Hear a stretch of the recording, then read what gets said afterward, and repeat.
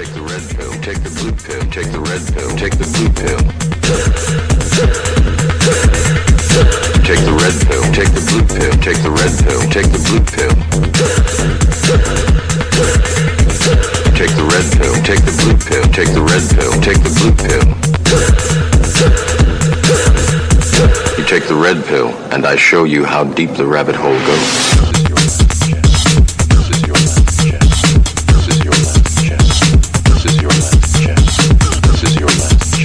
This is your last chance. After this, there is no turning back.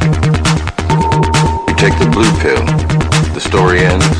You wake up in your bed and believe whatever you want to believe. You take the red pill, take the red pill, take the red pill, take the red pill, take the red pill, take the red pill, take the red pill, take the red. You stay in Wonderland. You stay in Wonderland, and I show you how deep the rabbit hole goes. Goes, goes, goes, goes, goes. Go, go, go, go, go, go, go, go,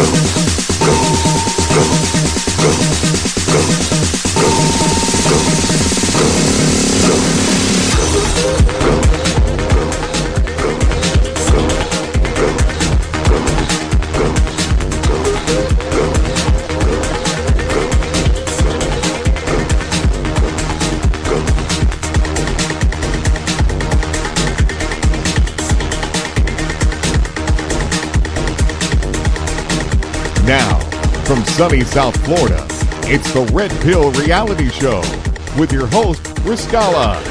Every Saturday night from 9 p.m. to midnight on the L&M Network. And now, your host, Riscalla. Well, hello and welcome everyone. It is the Red Pill Reality Show. An honor and a privilege to have you tune in and listen and allow us to share with you some of the things that we come across as the week progresses. I am here every Saturday night from 9 p.m. to midnight. Many different ways you can listen to us. You can go to our Facebook page. You can go to the Facebook page and you can find us on Facebook, Red Pill Reality Show. Click on Contact Us, and you'll be able to get into the live streamer right there. Another way you can listen to us is if you go to Late Night in the Midlands, www.latenightinthe-midlands. And you can click on listen. We also have a chat room there. You can go in, free chat room. You can go in and chat with some of the people. We have moderators in the chat room who are volunteers and do a very, very good job of taking care of the chat room. Thank you guys. Greatly appreciate all the help that we get from all the different people to make this thing happen. Tonight I will have Angel coming in shortly here in just a moment. And prior to that, I wanted to...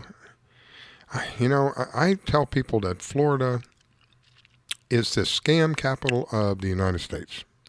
And I got to tell you, this last 2 weeks, one right after the other. First one was a text that I got on my phone.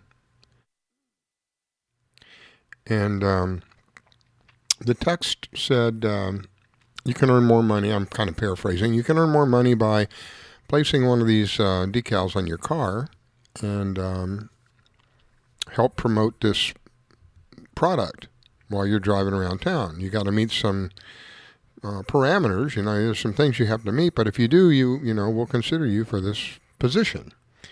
So I answered a little questionnaire. How many miles a week did I drive, and what kind of driving? Was it residential? Was it on the freeway? That kind of stuff. Anyway, have I ever had any accidents? How long ago was the last accident if I had one? How many tickets? How long ago was the last? All these questions. I answered all the questions. Now, I did this, I don't know, many years ago I did this, and they paid me, if I remember right, it was about $150, $160 maybe a month to be able to advertise for them. And so I really didn't think about it very much. I gave them the info that they wanted, and that was during the week. That was like a Monday or Tuesday of that week. And Saturday, out of the clear blue, I hear a knock at the door. I go up to the door, and there's nobody there. There's two envelopes laying on the step. And as I look out, I see the FedEx driver driving away. I pick up the 2 envelopes. I come in, 2 big brown envelopes, legal size envelopes. Open the first one up. There's no letter. There's nothing in there but a check. The check is for $4,850.50. I have no idea why somebody would send me. And then it says R.E. somebody's name, which I don't recognize. I open up the other envelope, and I have another check for the same amount. The checks are one right after the other. One was $233, the other was $234. So I call the credit union because the checks are drawn on a credit union. I called the credit union, and it was a Saturday of all things. Fortunately, they were open. I had red flags going off right off the bat. Somebody doesn't send you almost $5,000 without some kind of instruction, without something.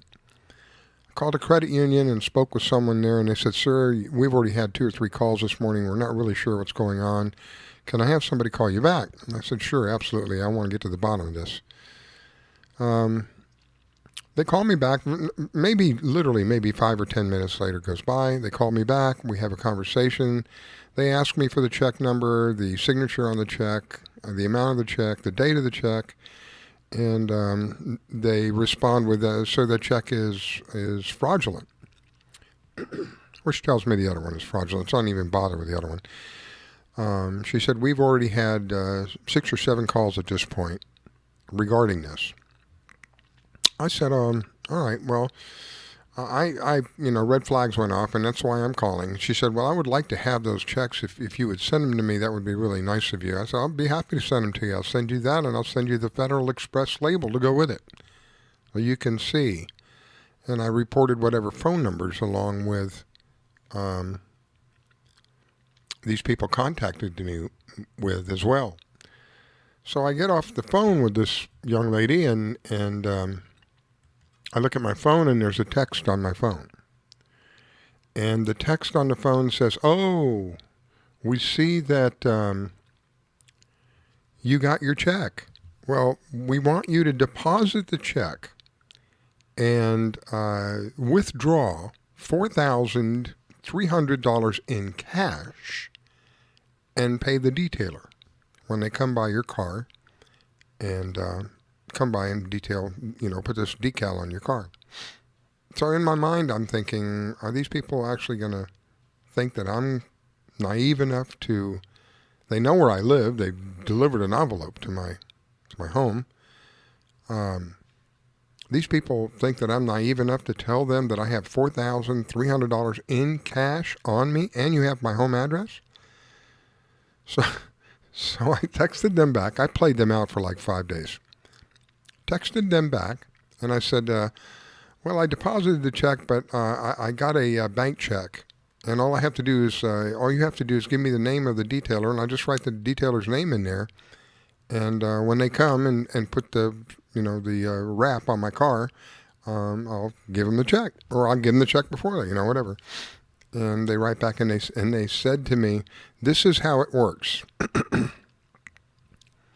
You deposit the check and then withdraw $4,350, and you keep the $500 for yourself. That'll be your first month. And you take that cash, and then you deposit that cash into a Bitcoin ATM at a specified location." Now, I got to tell you, I hope that the majority of you that are hearing this, red flags are going off all over the place. Because I got news for you. There are people who actually follow through with the instructions that these people give them. So my response was, I didn't respond for a day. That drove him crazy. That was the second day. The first day they told me, Saturday they had asked me had I deposited a check. I said yes. Then they told me to withdraw the cash. I said, "No, I have a check, a bank check. And my bank closes at noon, so I'm going to have to go back on Monday and get the cash." So they called me on Monday, or they texted me on Monday and asked me if I got the cash. I said, no, I'm sorry, I haven't got the cash yet. I'm a little busy today. I've got service calls I got to take care of, so I may not be able to get to the bank in time. Oh, okay, well, we need you to take care of that as soon as possible because we want the detailer to come over and do your car. That was the text that they sent. Okay. Tuesday, I didn't contact them. They just about blew my phone up on Tuesday. I got at least 2 texts an hour.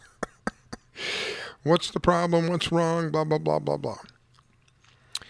So Wednesday rolls around, and I tell them, well, Tuesday I went to this place, and I was expecting to, actually I called them, and I'm going to play you this Dirtbags, what little bit I could record. I'm going to play it for you in a minute. Anyway, I don't want to get all emotional because I'll say things that aren't really, that aren't proper. So I tell them that I went by to make the deposit, and all I saw was a small food store. And I said I was expecting to see a bank. I'm going to walk into a food store with $4,300 in cash on me. So I said to him, I went by and I saw this. It was a food store. It was one of those, combination gasoline food store, but like a no name, And so, oh yes, that's it. You have to go in there and you have to go in there and you have to put it in the ATM machine. And I'm going to give you the account number that you're going to use when you're at the machine. Just call me. So that was Wednesday. So I said, okay, well, I don't know if I can get to it today. There's a lot going on. And I'm very concerned about having this much cash and walking into a strange place like this and depositing all this cash in this machine, blah, blah, blah, blah, blah. Oh, it's fine. We do this all the time, blah, blah, blah, blah, blah, blah, blah. Okay, well, I'll probably do it tomorrow, which is Thursday. Thursday rolls around. The first thing in the morning, I've got texts coming in from this dim bulb telling me to... well, please make sure that we do this today. We're running out of time. If you don't think that you can complete this, just send the money back and just send us your cash back. Just send us the money back and we'll find someone else that can, that kind of thing. I said, no, I think we can get it done today. So I waited till the end of the day on Thursday and I responded to him, telling him, I know exactly what you're doing. I've known exactly what you're doing from the very beginning. Nobody sends somebody $5,000 without instructions.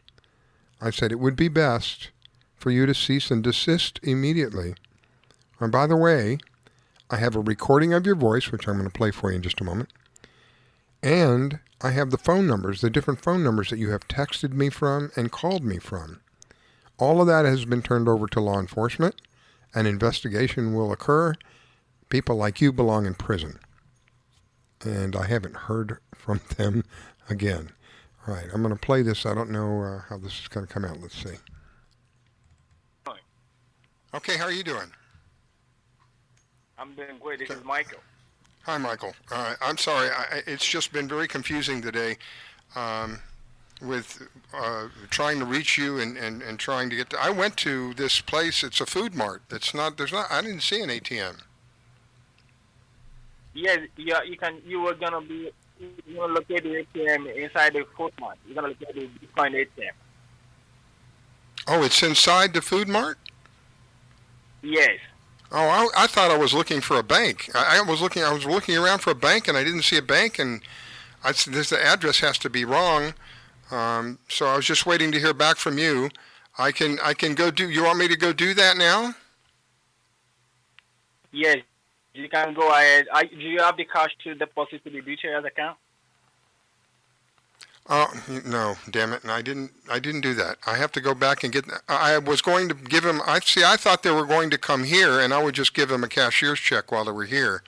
I wasn't expecting to have to take the cash out, so I have to.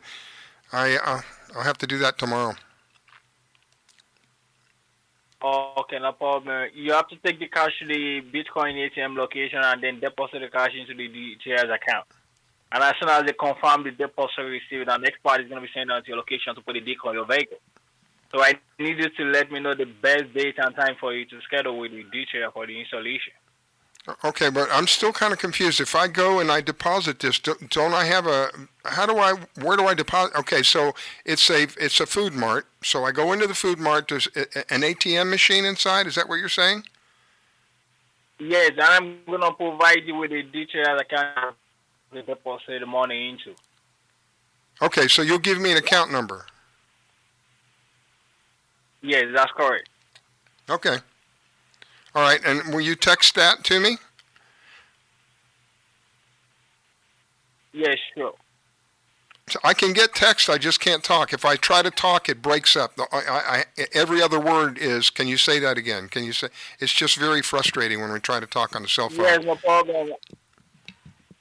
Yes, I'm going to send you with the text message with the account information as soon as you are at the location. I'm going to provide you with the steps on how to make the deposit. Okay. I need you to get back to me with the best date and time for you to schedule with the detail for the installation. We can do it Friday. Yeah, okay, no problem. Let me know the best time for you on Friday, and I'm going to schedule an appointment with the detail. Friday I will be free at 1 p.m. I have 2 service calls in the morning. Okay, by the time I'm done with them, I'll be home by 1 p.m. Okay, let me know as soon as you have the cash out tomorrow to make the deposit to the detail. All right. Thank you. You have a good. Thank you. Bye-bye. You dirtbag. So that was the conversation we had on Wednesday, I believe it was. Yeah, that was the Wednesday conversation. So for me, this was red flags all over the place. There's no question about that this was a scam right from the beginning. I have had people send me fraudulent postal money orders. They look as real as the sun shining in the day. And come to find out they're fraud. And these aren't small amounts that these people have sent me in the past. And I'm always suspicious. Why would someone send a lot of money without instructions ahead of time? I don't know why we're getting... Let's see what happens here. Hello, Doug. Are you there? Here. Are you there, Doug? You got to call me on the call-in line. Scams. I'm sorry? It's scams. Oh, yeah. I wasn't expecting you to call in on the Skype line. When I get Angel on, I don't think you're going to be able to hear Angel, and I don't think she's going to be able to hear you. There's something I've got to do between the Skype and the board that I use for the call-ins to get them to work together. But anyway, yeah, it was a big time scam. Plus, and then you add people in.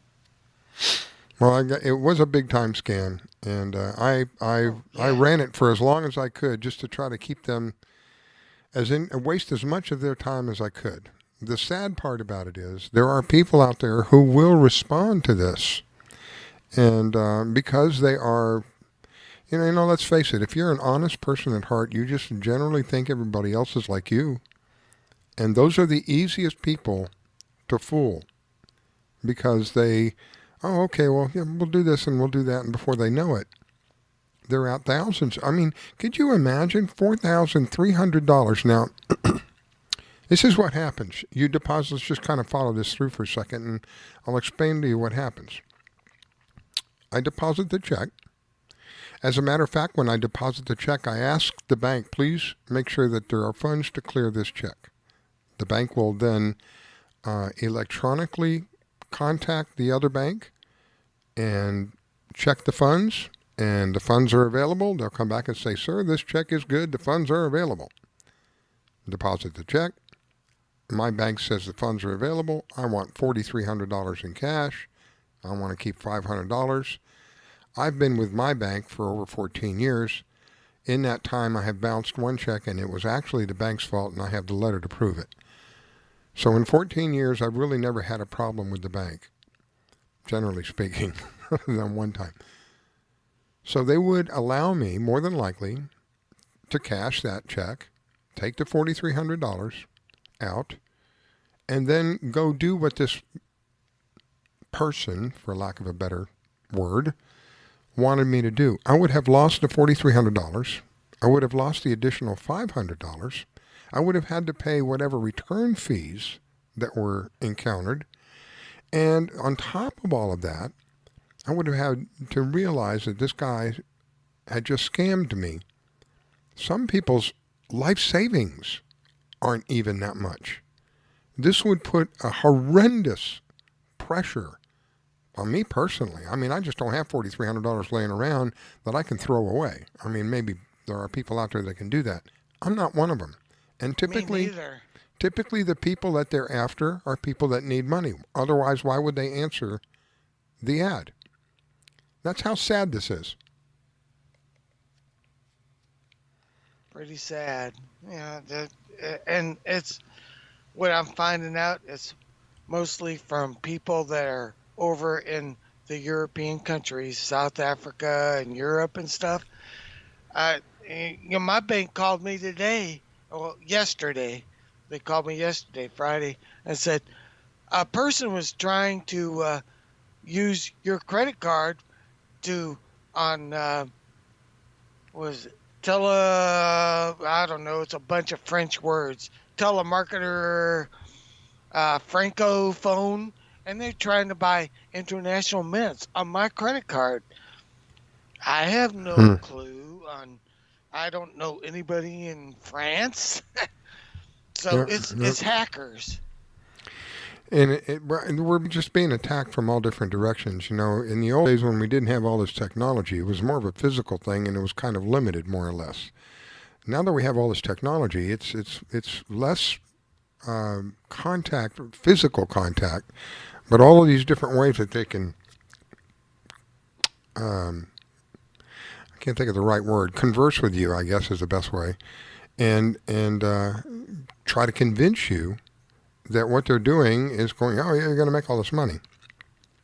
Like I said, I did this many years ago, and it almost paid for my car payment back then. I remember my car payment was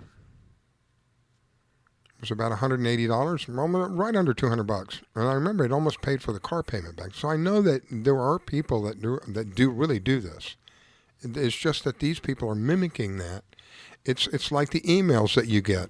If you ever get an email from your bank, or whatever bank that you might be banking with, that says there's a problem with your account, please log in here. Don't ever log in there. You type in the address yourself into the address bar, because when you click on here, they get your info that way. Exactly. You click on here, you will go to what appears to be your bank, looks identical. The web page looks identical to your bank. That do that stuff. Then they will have you log in, which you will do. And once you log in, they have all of your necessary information. Literally within seconds, they will begin to drain your account at that point. Yep. These are some of the things that people really need to be aware of out there. Credit card and debit card security. It comes with my credit card, but they call me every once in a while. Who's this? Did you purchase minutes from France? No. Okay, we deny the credit.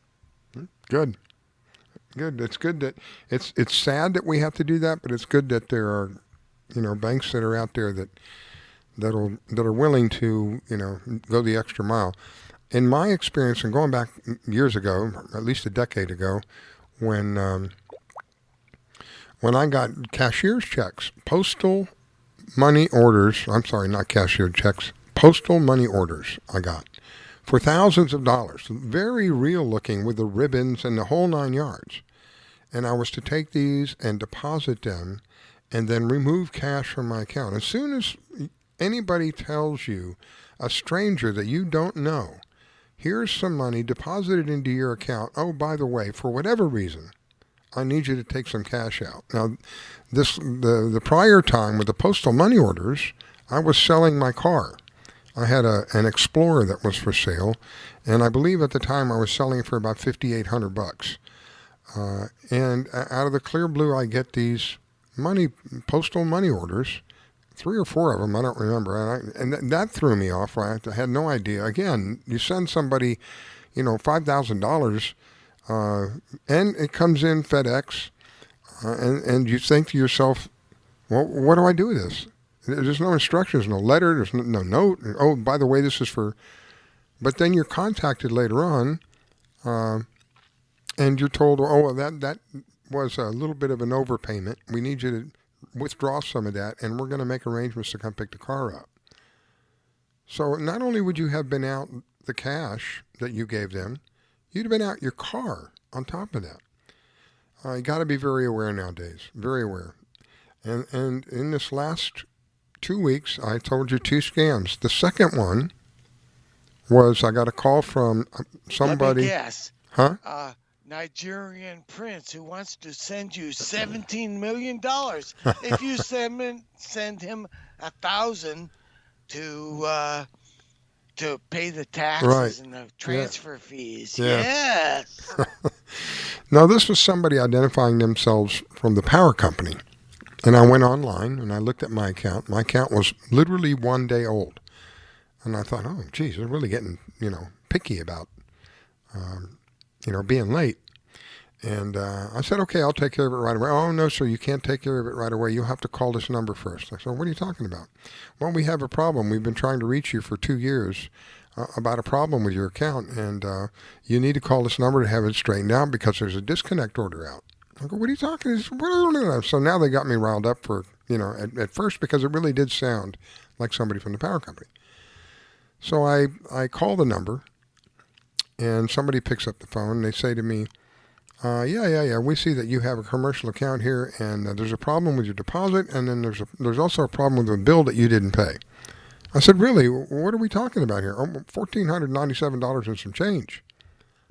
I said, well, I don't have $1,497. See, at this point, I know what's going on because I don't have a commercial electrical account. That stopped 4 years ago when I closed my office and my warehouse. I work out of my home. So I knew right off the bat these people were jerking me around. But the problem is there are people out there that they will call and they'll frazzle. I mean, they did have me frazzled for a good 5 or 10 minutes there. I'm going, oh, my God, I can't believe they're going to cut my electricity off for 1 day. Come on. And I went on. Actually went online and made the payment right then and brought the account up to date. Meanwhile, this guy... There's a news article on the Equifax thing from a couple years ago, and they got fined big time, and there's a trust fund set up for all the scammers or for all the people that got scammed from the Equifax thing. That was 2 years. It just settled this week. I read it in the news. I'm about ready to get in on the whatever you call it when a whole bunch of people get in class action on a class action suit. I'm about ready to get into it because I was scammed too because Equifax got hacked and it's just been never ending for the last 2 years. I was like, people calling me and sending me emails and like, I don't know you. I love the ones that they have typically some kind of, it's a foreign accent. I want to say something like Pakistan or India or something like that, but that's how they sound. I get typically 2 or 3 of them a day for men's Viagra or Cialis or some, and that's I say, on my spam. And they tell me they basically start out the conversation with, "Are you ready to renew your Viagra, your Cialis, whatever the hell it is? I don't know. Are you ready to renew it?" And I said, "What are you talking about? Have never used that stuff. I don't use that stuff. I don't know. Where did you get my number?" Click. And then I'll get a call. I'll tell you at least 2 or 3 times a day for that. And what's the other one? I get a lot of. Recently here, there's been a spur of calls that come in from like, we see that you stayed at a particular hotel, and your name was entered into a giveaway, and blah blah blah blah blah. Give me a rest, man. I haven't stayed at a hotel in That's 4 or 5 years. Giveaway. I've never done that before. The European lottery. I get emails on that. You won the European lottery. It's just constant. A constant barrage of ways that you really have to be on your toes. These people did have me frazzled because it just happened to be that I was already late on my electric payment, and but I've never had a problem. They've never shut my electricity off. I mean, I've been as far as 3 or 4 days out and still paid it and never had a problem. So I was like, that started to wondering. What's gotten into these people? I don't understand, And then when I call the other number and I get this guy, and he starts telling me that they've been trying to contact me for over 2 years at my business address, I said, well, why would you do that? Well, we have a problem with your electric account. I go, oh, really? Oh, let's see. I haven't been there in 4 years, So, yeah, it kind of stood out as well. But unfortunately, there's people who are going to fall for this kind of thing. When the lady got on the phone, when the first call I got from the lady that said there was a disconnect order out and that I needed to call this number, I said, well, there's no need to disconnect, ma'am. I'll just make a payment right away, because I looked at the account and said, oh, my God, I'm like 1 day late. And she goes, oh, no, you have to make this call. You have to call this number first. Yeah. All right, so I call the number, and then you see what happens. They're talking about something completely different. And at the end of the conversation, I said to the guy, I said, I don't know how you people think that I'm going to believe anything you have to say. My business works out of my home. I have a residential electrical bill. I don't have a commercial electrical bill. Haven't had a commercial electrical bill in over 4 years. Click. So I reported them to the power company. There's an investigation going on. I got an 800 number for them to call back. I got a name, which I doubt is of any value, but what little I could provide, I did. These people are disgusting. They just infuriate. They're worse than the politicians who are the parasites of the world, because they purposely pick on people who already are hurting for money. They're already, if it were true that somebody didn't pay their electric bill, obviously, generally speaking, they don't have the money to pay their electric bill right then, and they're picking on these people. It really is. It's disgusting. I hope they end up in prison. I really do. Want me to play the troll spray ad? All right, I see I've got Angel on. Now, I don't know if Angel can hear you or she can. Hey, Angel. The Angel has landed. I am laughing so hard. Yes, I can hear all of you. You have to wonder I don't hear why Angel. I wait. Hang on. Yeah, hang on, Angel. That's part of the problem. She can hear you, but you can't hear her. That's why I don't do the Skype thing. I haven't figured out how to straighten that out, because the input for both of them is the same, yet for whatever reason you don't hear. So, Doug, thank you for the call. I greatly appreciate it. If you want to join in, you feel free, but you'll need to call in on the call-in line. Okay, I got the troll spray ad queued up. The troll spray, go ahead. Yeah, it's about time for a break anyway. Go ahead. Okay.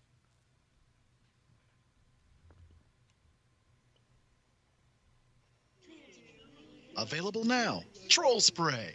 Do you have problems with trolls? Do you constantly find yourself turning on the light of truth and find they come out of the woodwork after you? Give your trolls a quick squirt of troll spray, and you'll be amazed at how quickly they flee. Troll spray has been tested on all of the different types of trolls: shills, false prophets, doomsayers, sock puppets, and of course, those ever fearsome hostile radio show hosts. It works on them all. Get Troll Spray today, available only at L&M Radio Network. Spray the trolls away with Troll Spray. Pretty good. All right, we're going to take a break. When we come back, the Angel has landed. Angel will join in, and she has warned me that be prepared, because she's going to lay him out. Here we go. We'll let you go. You're listening to the Bye. Red Pill Reality Show on the LNM Network. Don't go away. We'll be right back. Do you need toner for your Epson, Hewlett-Packard, Canon, Brother, Apple, or Sharp printers? Look no further than Laser Technologies. In business for over 20 years, they offer the lowest prices on toner on the web. They can also repair your laser printers and toners fast and easy. Call their expert staff today at 561-792-9600 or email us at service@laser-technologies.com for all your toner needs. All toner is shipped nationwide. Why wait? Get the lowest prices on toner. Call or email us today. Grace has some pretty stellar arms, like Serena Williams good, but her face is pretty disgusting. Someone please tell him to go back into his closet and leave us alone. Britney's face is so stupid and I hate her so much. It's like a scientist created her in a lab to annoy humanity and didn't even do that good of a job. Megan reminds me of a troll doll that came to life intent on killing us with her stupidity. Why is Grace's head so big? It definitely has nothing to do with how smart she is and probably everything to do with how bloated she is. He's so funny. Just kidding. Who would find this disfigured flamingo funny? Never post a selfie of yourself. You look so ugly. The only reason you have so many views is because we think you're a freak and we can't look away. Megan is the main reason that the world sucks so much. I would rather get cancer than listen to another Trevor Moran song. You are a mistake. You should have never been born. Drown yourself in a shallow puddle, please. Wow, I hope she's sterile. These really stopped being funny a long time ago. You're so much more than the things that people say about you. Those people have no right to say cruel things to you to make themselves feel better. It's okay that you sound different than everyone else. That's what makes you so special.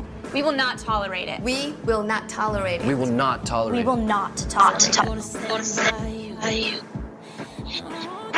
Every day, people make me feel like I stand out simply because of the way that I look. Every day people make me feel small. Every day I face the cruel words of bullying. And every day people tell me that I'm brave for enduring this humiliation. But we're not the brave ones. It's the ones that say no to the bullying. The witnesses. If we all join together, there's nothing that we can't do. We will no longer be the silent majority. When we see bullying online, We will let the world know that we're going to take action with the eye. Now, when you see online bullying, there's something you can do about it. Our actions will overpower cruel words. I am a witness. I am a witness. I am a witness. I am a witness. I am a witness. I am a witness. I am a witness. There is power in words. But it's nothing compared to the power of the actions that we put behind our words. Visit eyewitnessbullying.org to learn more. I am a witness, and so are you.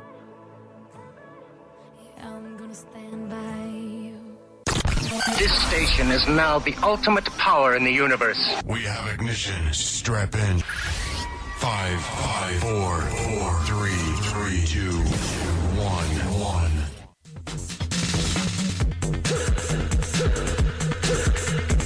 Take the red pill, take the blue pill, take the red pill, take the blue pill. Take the red pill, take the blue pill, take the red pill, take the blue pill. Take the red pill, take the blue pill, take the red pill, take the blue pill. You take the red pill, and I show you how deep the rabbit hole goes.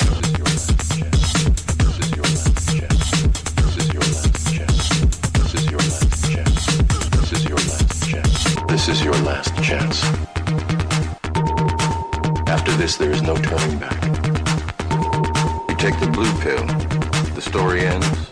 You wake up in your bed and believe whatever you want to believe. You take the red pill, take the red pill, take the red pill, take the red pill, take the red pill, take the red pill, take the red pill, take the red. You stay in Wonderland. You stay in Wonderland, and I show you how deep the rabbit hole goes. You're listening to the Red Pill Reality Show with your host, Riscalla, every Saturday night on the LNM Network from 9 p.m. to midnight.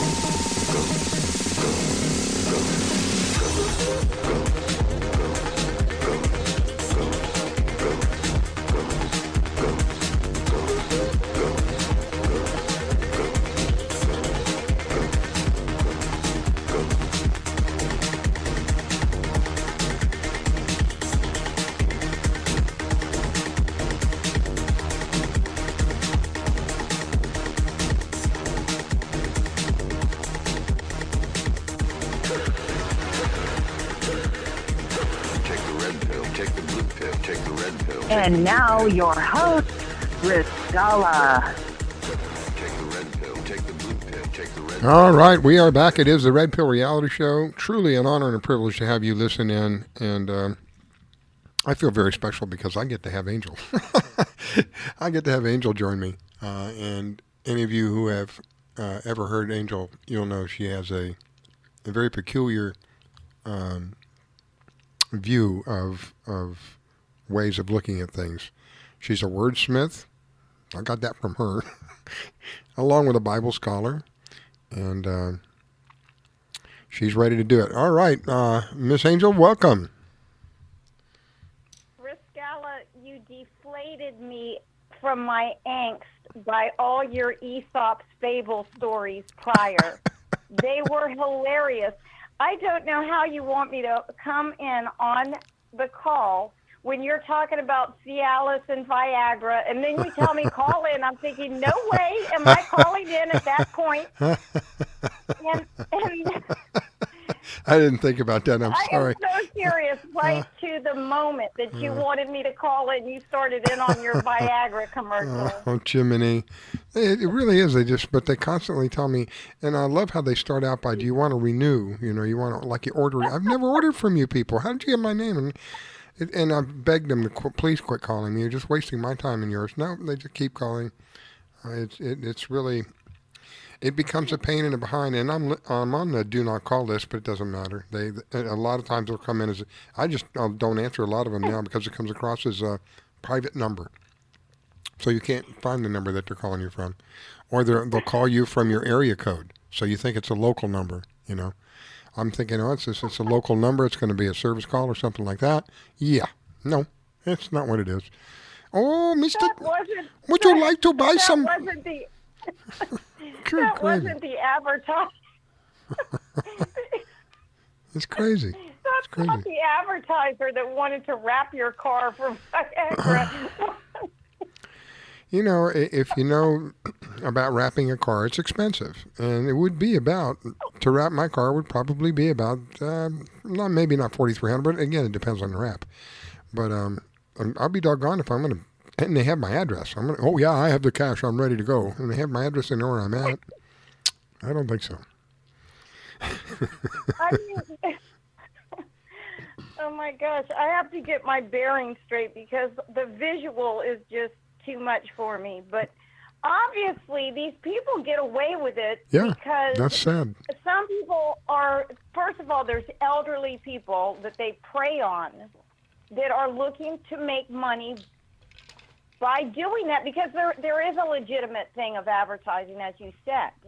But these people, once they come off with this accent, it's not that I'm profiling, but let's get real. I mean, that was like America's funniest video meets Haiti's funniest villains. You know, just by the way that he is conducting this monkey business is just ridiculous. Yep. And what would go on is like, you know, just right off the bat. I mean, who would send somebody $4,850.50? I think it's what the original amount was. Without any instructions, without, oh, by the way, this is for, you know, blah, blah, blah, blah, just to check. And then to be contacted by text on your phone, to, oh, deposit the check, and then pull out cash right off the bat. No way. That is not going to happen. So I did. I strung them out for about 5 days, just drove them crazy. The one day I didn't talk to them at all. They just kept texting me. I said, nope, just going to string them out. That is hilarious. When you said red flags, I'm thinking red, that is vermilion. It is scarlet. And I know you knew instantly when they put the FedEx there, like you said. Over the phone, there are, like we've said, advertisers, but not FedExing.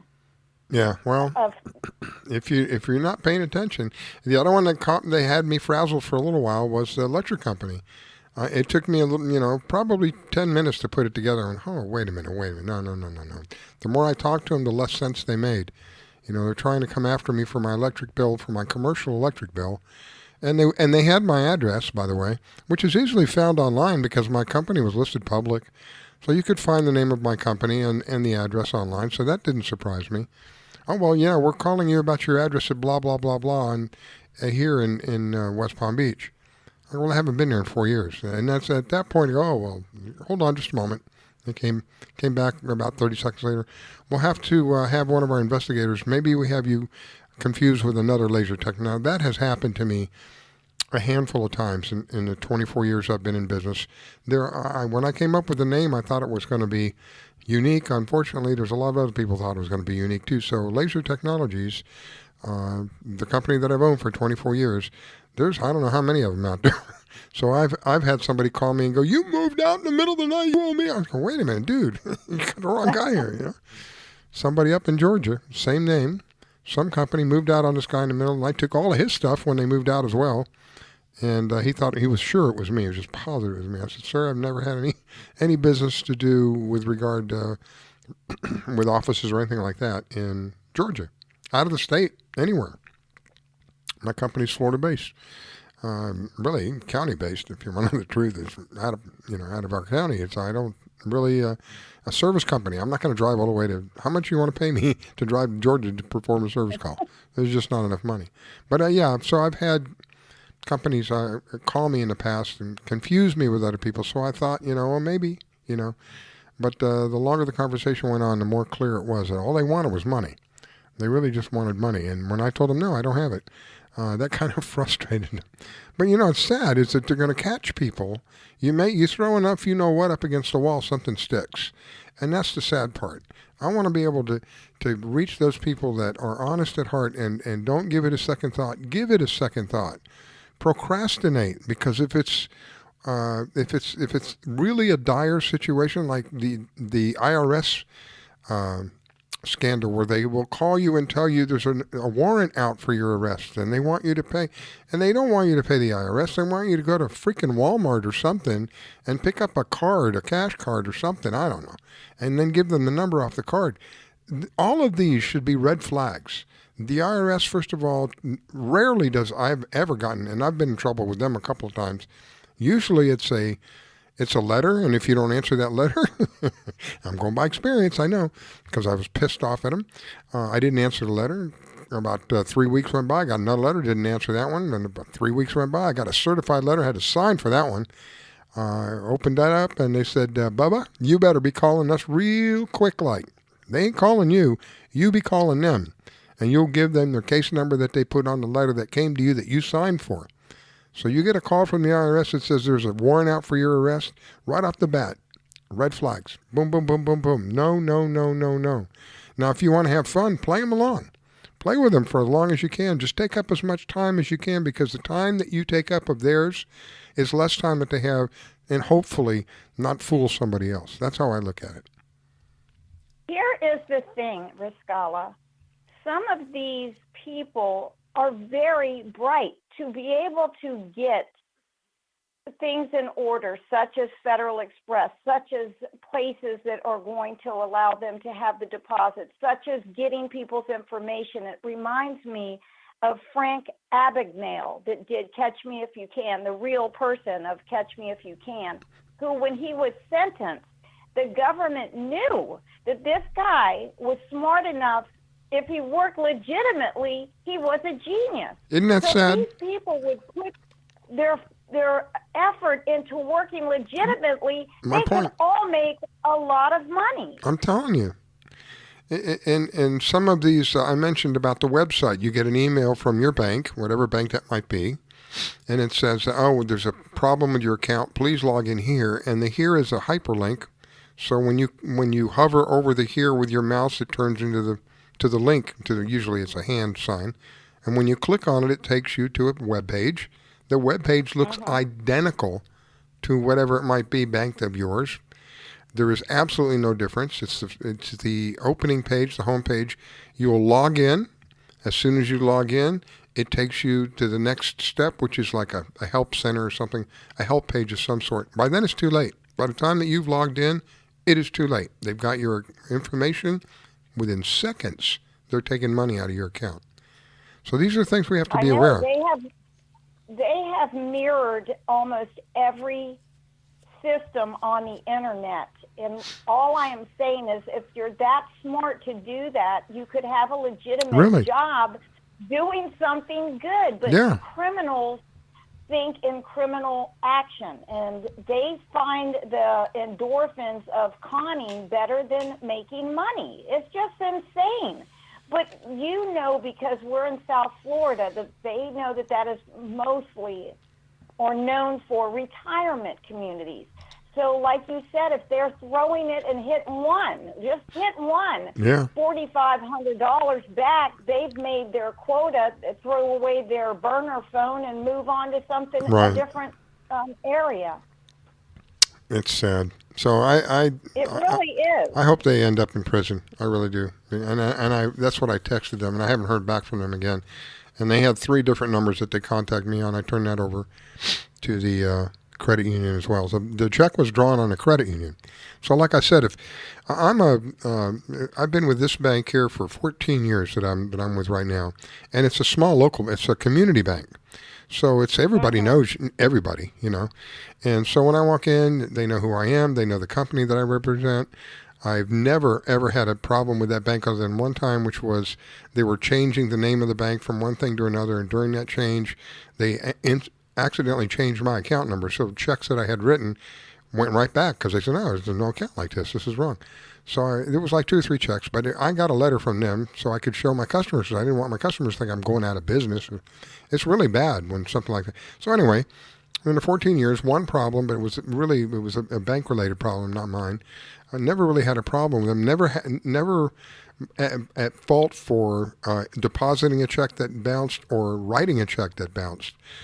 So here, if I would have deposited this check after this history with them, 14 years, I'm sure that they would have, even if I would have asked them, can you check and see if there's funds available? They're not going to be able to check the check itself that I'm aware of, but I do know that they're able to check if there's funds available. They can use the routing number on the check, put in the account number, and then they can put in the amount, and then they'll get an answer, yes or no. They won't know how much money's in the account, but they'll either get a positive or a negative. And so they can do that. So even if I ask them at the time of deposit, please make sure this check is good. Oh, yes. Mr. Stevens, this check is good. You want to go ahead and deposit That happened to me yesterday. Oh, no. What happened to you yesterday? Chase canceled my debit card because somebody over in France was trying to hack into my credit card, and so they canceled it, and I'm getting a new credit card.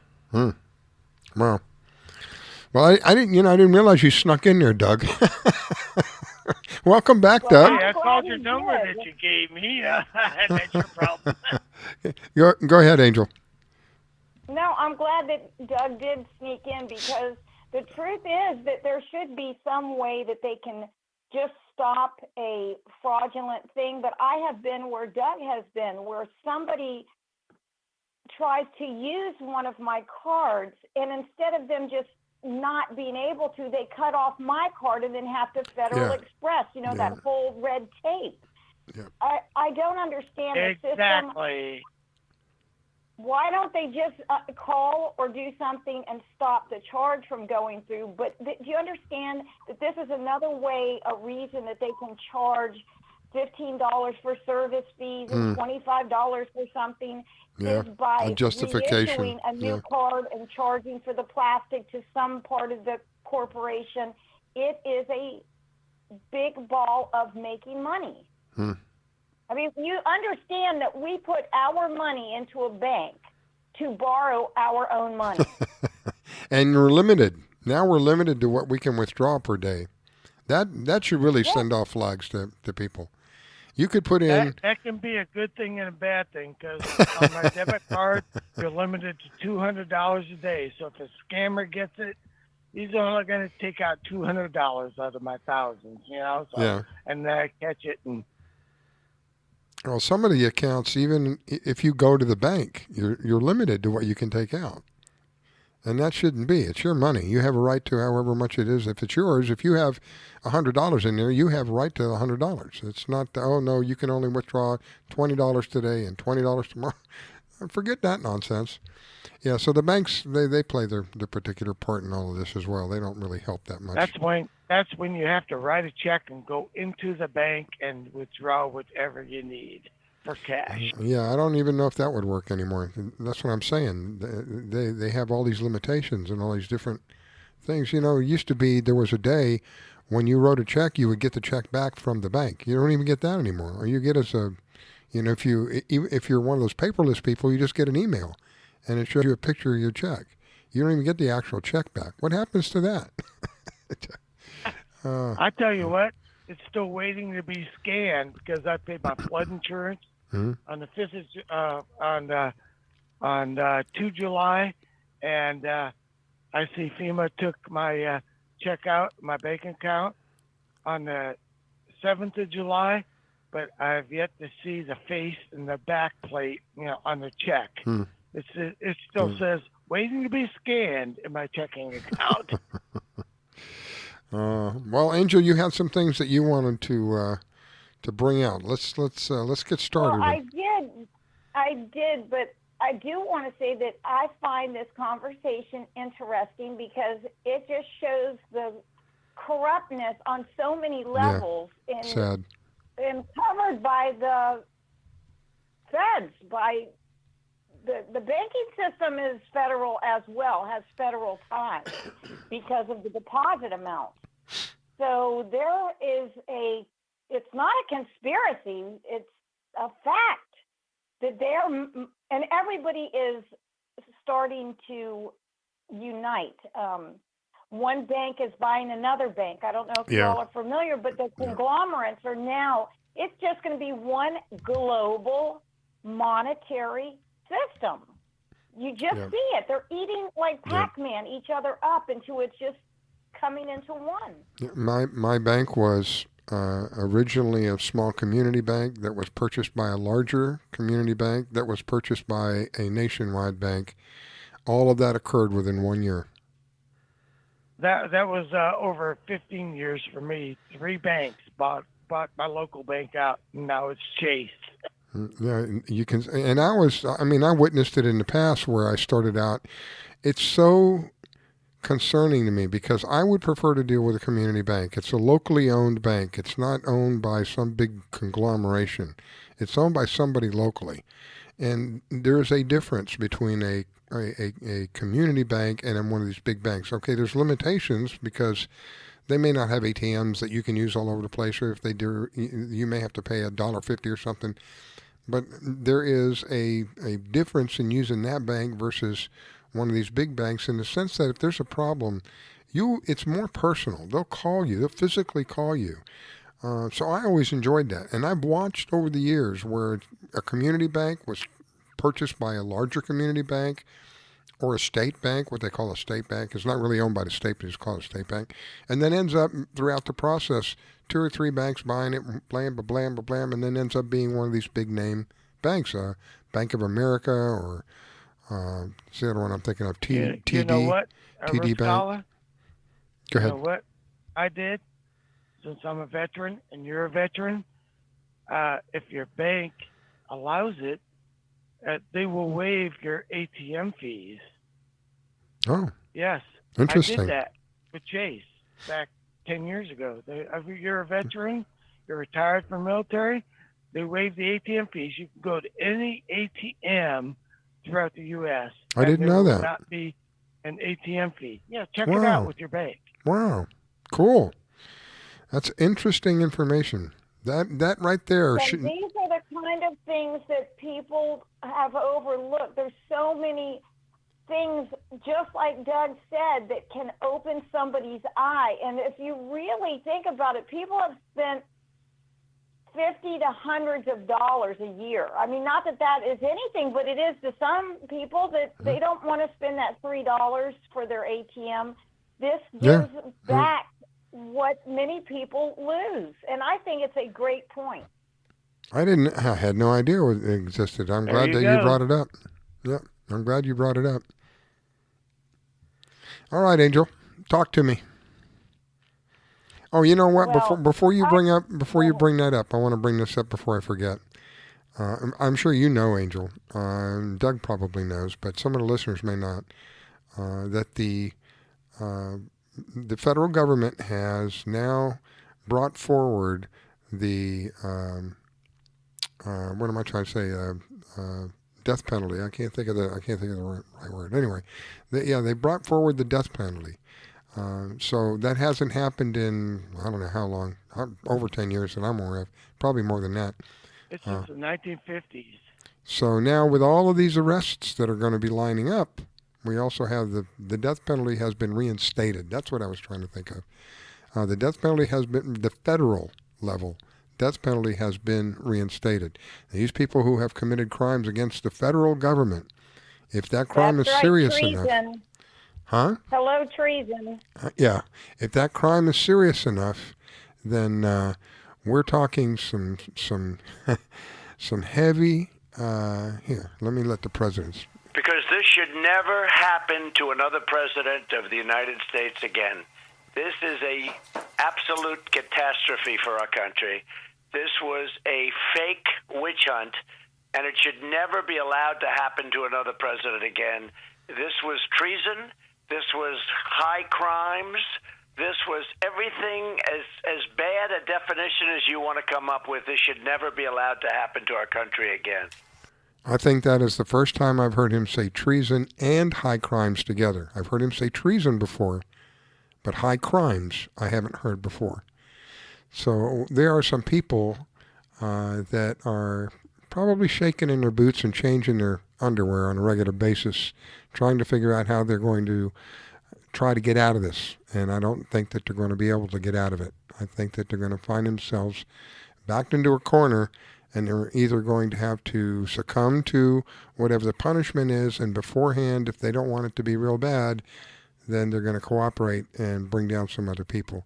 So I have a feeling there's going to be a lot going on here, and it may not be in the spotlight. We may not hear about a lot of this stuff.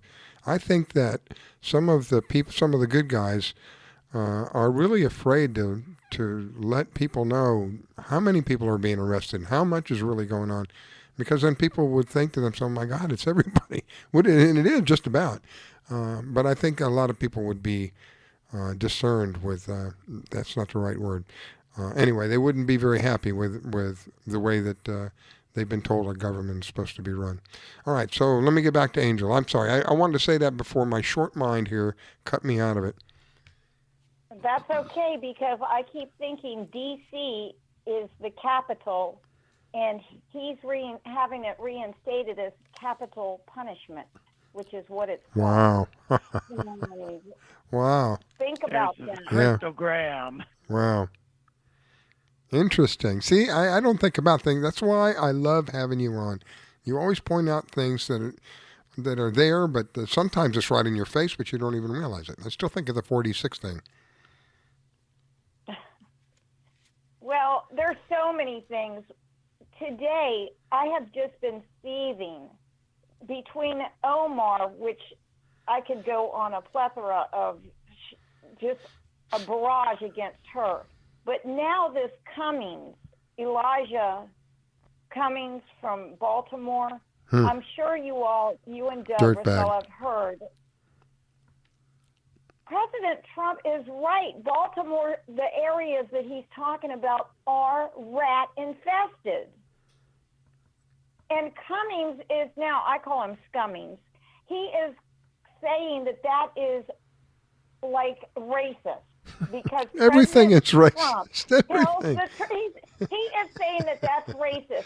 When you use the word infestation, he says that's against black and brown people. Is he dumber than a doornail? Some people aren't as dumb as they look, but he is dumber. I think that would be insulting a doornail. I think it's worse than that. I think it's here. Let me. You mentioned this wonderful young lady. We should have respect for her. She's a congresswoman. Here, you mentioned her.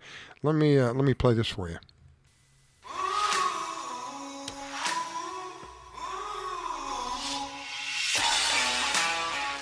She pleaded for compassion for ISIS recruits attempting to join the terrorist organization. She was looking for compassion. Representative-elect Ilhan Omar may have already made her first move as an elected official. In a letter signed November 8th, Omar asks a U.S. district judge for compassion when sentencing 9 Minnesota Somali American men convicted of trying to join the terrorist group ISIS. And she looks down with contempt on the hard-working Americans, saying that ignorance is pervasive in many parts of this country. Ignorance is very pervasive in this country. And Tlaib also used the F word to describe the presidency. And your president. That's not nice, even for me. Because we're going to go in there and we're going to impeach the mother.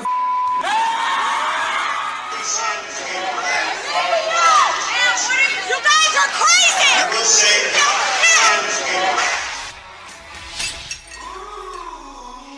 She thinks that people with the same skin color all need to think the same.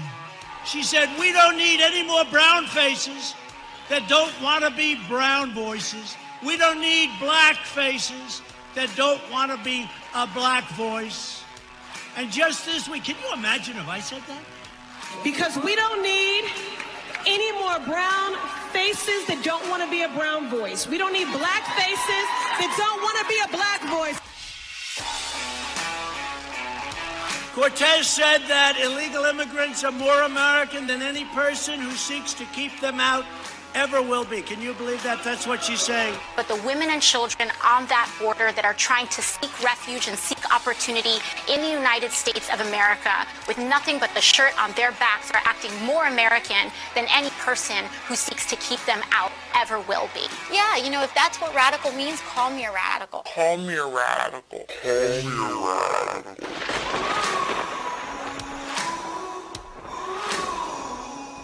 Well, by her own definition. By her own definition, a radical. This is what we have to deal with, and it's sad that we have allowed this. And the key word is allowed. We have allowed this, and we need to stop allowing it. We need to remove these people from office. I don't want to wait for the next election. They need to be removed.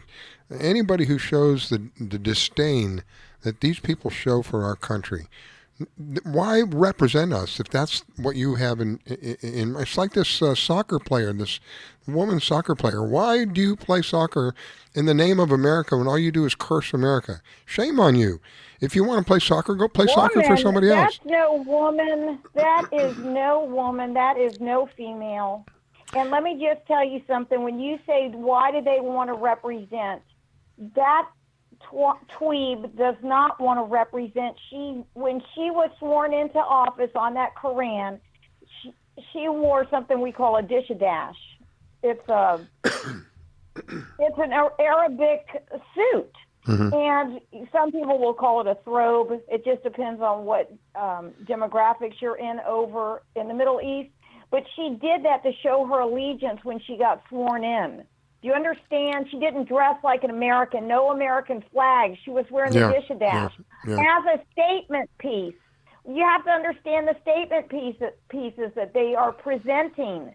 This was not for her to represent America. This was her to represent Muslims.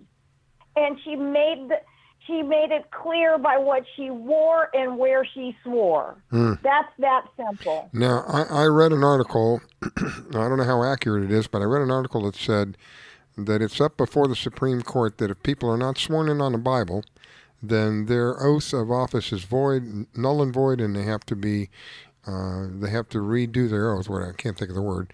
They have to reconstitute their, whatever it's called. So I hope that's true, because these people are so adamant about doing it their way that if they were told that this is the way that it's done or you don't do it, I think that might be a nice breaking stone across their head. Well, and you've got Omar, who was out.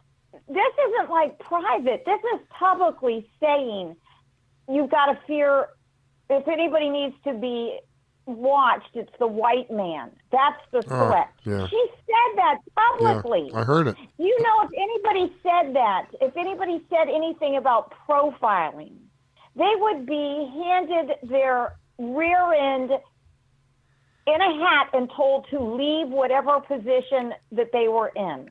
They are the first ones to point out what color their skin is. Have you noticed that?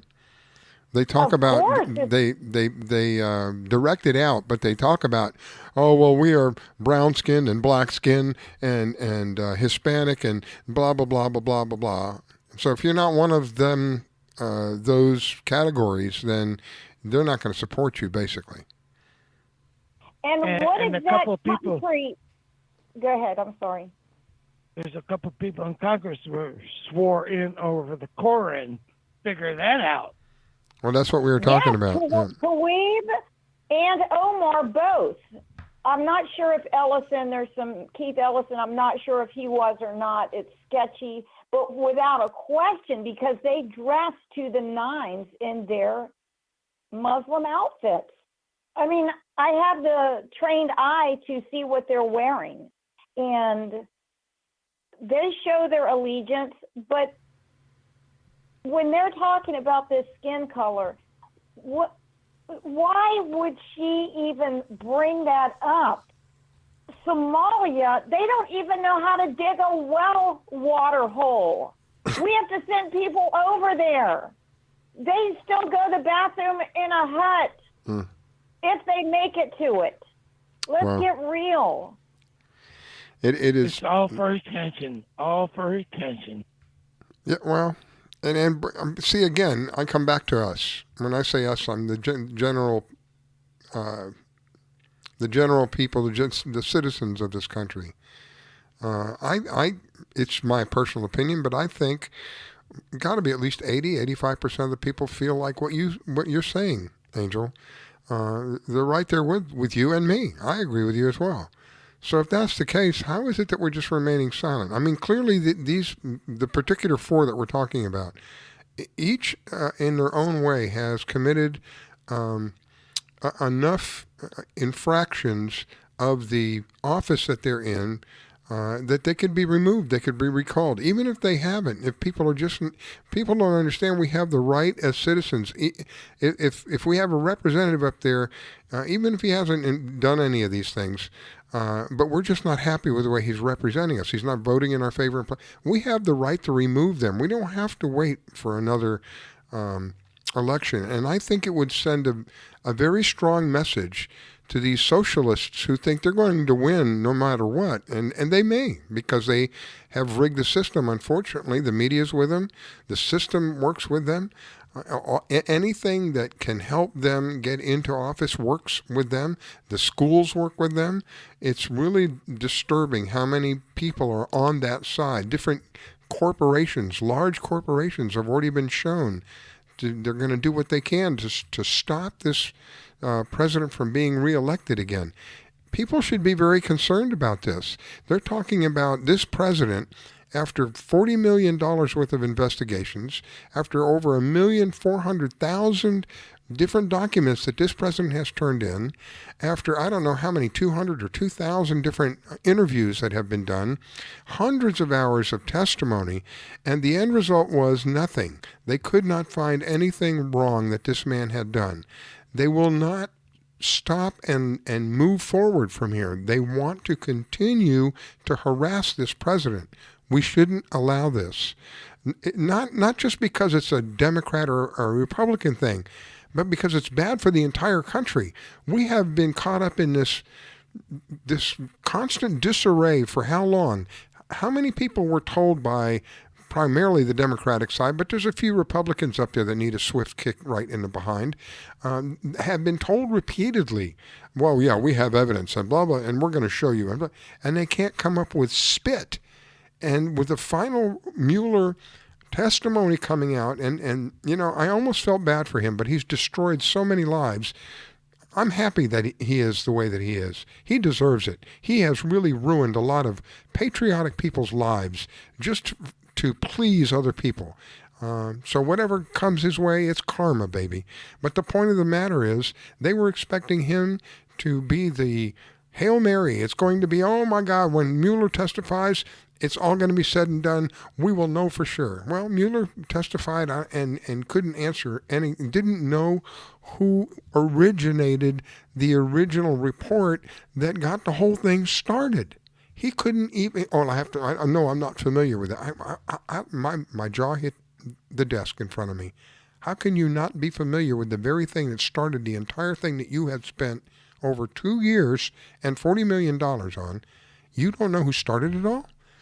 It was sad. When he did not recognize fusion GPS, I mean, that's fusion delusion right there, because I would be, if I were him looking at him, and I'm just talking biologically now, he does not look well. I'd be like the queen. I'd be having somebody taste test everything that was offered to me in those corridors, because who knows if they're trying to have him silent.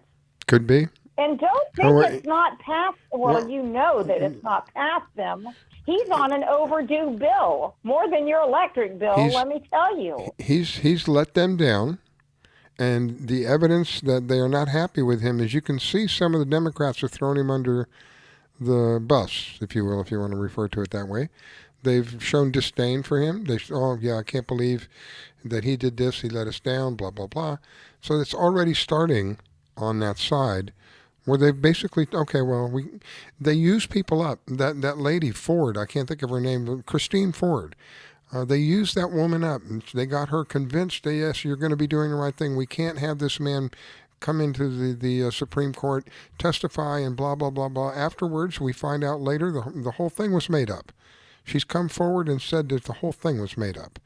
There are people that are doing acts that are despicable, but yet they're getting away with it. This is where the problem lands today, because some of these people are supposed to be our representatives. They are held in places of authority, and they're held there supposedly with our trust. And if they betray that trust and we continue to allow them to do it, it's kind of like a parent that has a child that curses them and spits at them. Oh, it's okay, honey, don't do that. What do you think's going to happen when that child grows up? That child's going to beat the snot out of you, man. I'm telling you. I've seen it and witnessed it. I've known it firsthand. So if you don't take care of that child as it grows up, then that child will abuse you. Well, I believe if we don't take care of our government, as these people have been there for 30 years, some of these people have been there. If we don't take care of our government, then our government's going to take care of us. And which would you rather have? But what I don't understand, and this is a broken record, you have heard it, Doug has heard it, the listeners have heard it, and we've all talked about it. But what sense does it make and they never do make sense, but when they say we want illegals to vote, yet they're worried about 12 Russians that nobody can find? When they want millions of illegal voters, if that's not tampering with our election, what exactly is? Tom Fitton with Judicial Watch found at least 900,000 votes that were fraudulent on the last main election, the presidential election. At least 900,000 fraudulent votes coming in from the Democratic side. At least 900. So what that does is, all these people that argue that that Hillary won the popular vote. First of all, logic tells me that's not possible. I look at the rallies of Hillary and I look at the rallies of Donald Trump, and there's no comparison. The rallies that Hillary was able to gather, they couldn't even hold a candle. In some of the rallies, they actually had to cut the place in half to make it look like it was full. I don't know if people remember that, but in some of these places, they had such a lack of attendance that they would cut the place in half, which a lot of these places are set up to do, so that when the cameras start rolling, it looks like the place is full. It gives people that idea that they're full. But for every... Plus, we have to remember that Hillary did not do this alone. She had star power to also create crowds, and it still didn't come near Trump. Beyonce, half naked dancing. Cyrus, Miley Cyrus, all of these stars that were appearing with her still didn't cut it. So I'm just saying, if foreign influence of an election can be spent $40 million to find 12 Russians, then what about them wanting millions of illegals voting. It doesn't even make sense. JH in the chat room reminded me that Stormy, all that stuff that went down with Stormy Daniels and oh my God, this president, he's how horrible, blah blah blah. Yeah, she's come out now and made a statement that none of that would happen. And wouldn't it? And I'm kind of being facetious here, but who else do you know that could pull off having had a prostitute and the prostitute ends up paying you? Nobody that I know of could ever pull something like that off, other than Donald Trump. Look at where her attorney. She's fighting, and just think of his name, Avenatti, representing a hooker or whatever she is, a dancer or porno star. Avenatti was going to run for president. He was the poster boy on all of the channels. Here he was, and now he is cell block C. Oh, what a joke. Oh, my God, I can't believe. Yes. Could you imagine him as a president of the United States? Oh, Lord have mercy. Anyway, yes. So even... all of the fake faces that we have seen on all of the shows, on all of the stations, including Fox, who's bringing out, and I don't understand why, I think they're arming too much with the left. None of them have compared to the truth, because the truth is that they had nothing on President Trump. And believe me, they've recorded, he doesn't sneeze, that they don't want to hand him a tissue through the phone. They know everything that he says and does. So for the fact is that they haven't come up with anything, because there isn't anything. If there was one minuscule scintilla of truth, they would have presented it. They have nothing, because there is nothing. And all the people that have gotten in trouble that have befriended him are only in trouble because they did befriend him. That's sad. That's absolutely sad. It's sad that they're able to get away with it. Now, they've been able to get away with it. I think the tables are turning. Again, it was the first time that I ever heard our president say high crimes and treason all in the same sentence. Hadn't heard that before. And we just recently reinstated the federal death penalty. So the high crimes, treason. Treason in and of itself is enough for a death penalty. So if we're talking about high crimes...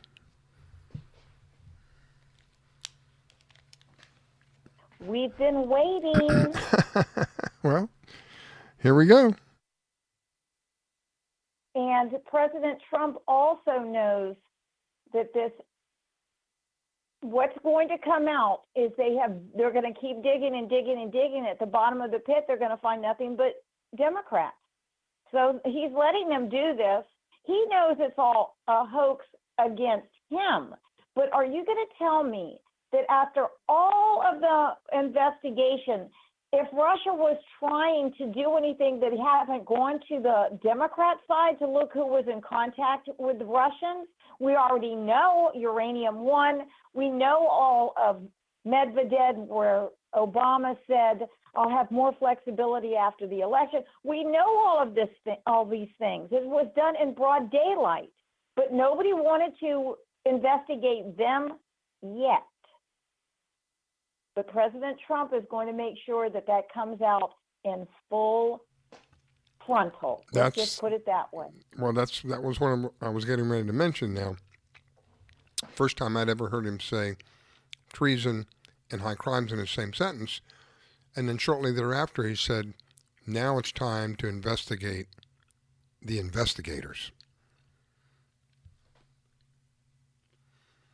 Yep. And when wordsmithing, the last part of that is gators, and I think that is the swamp.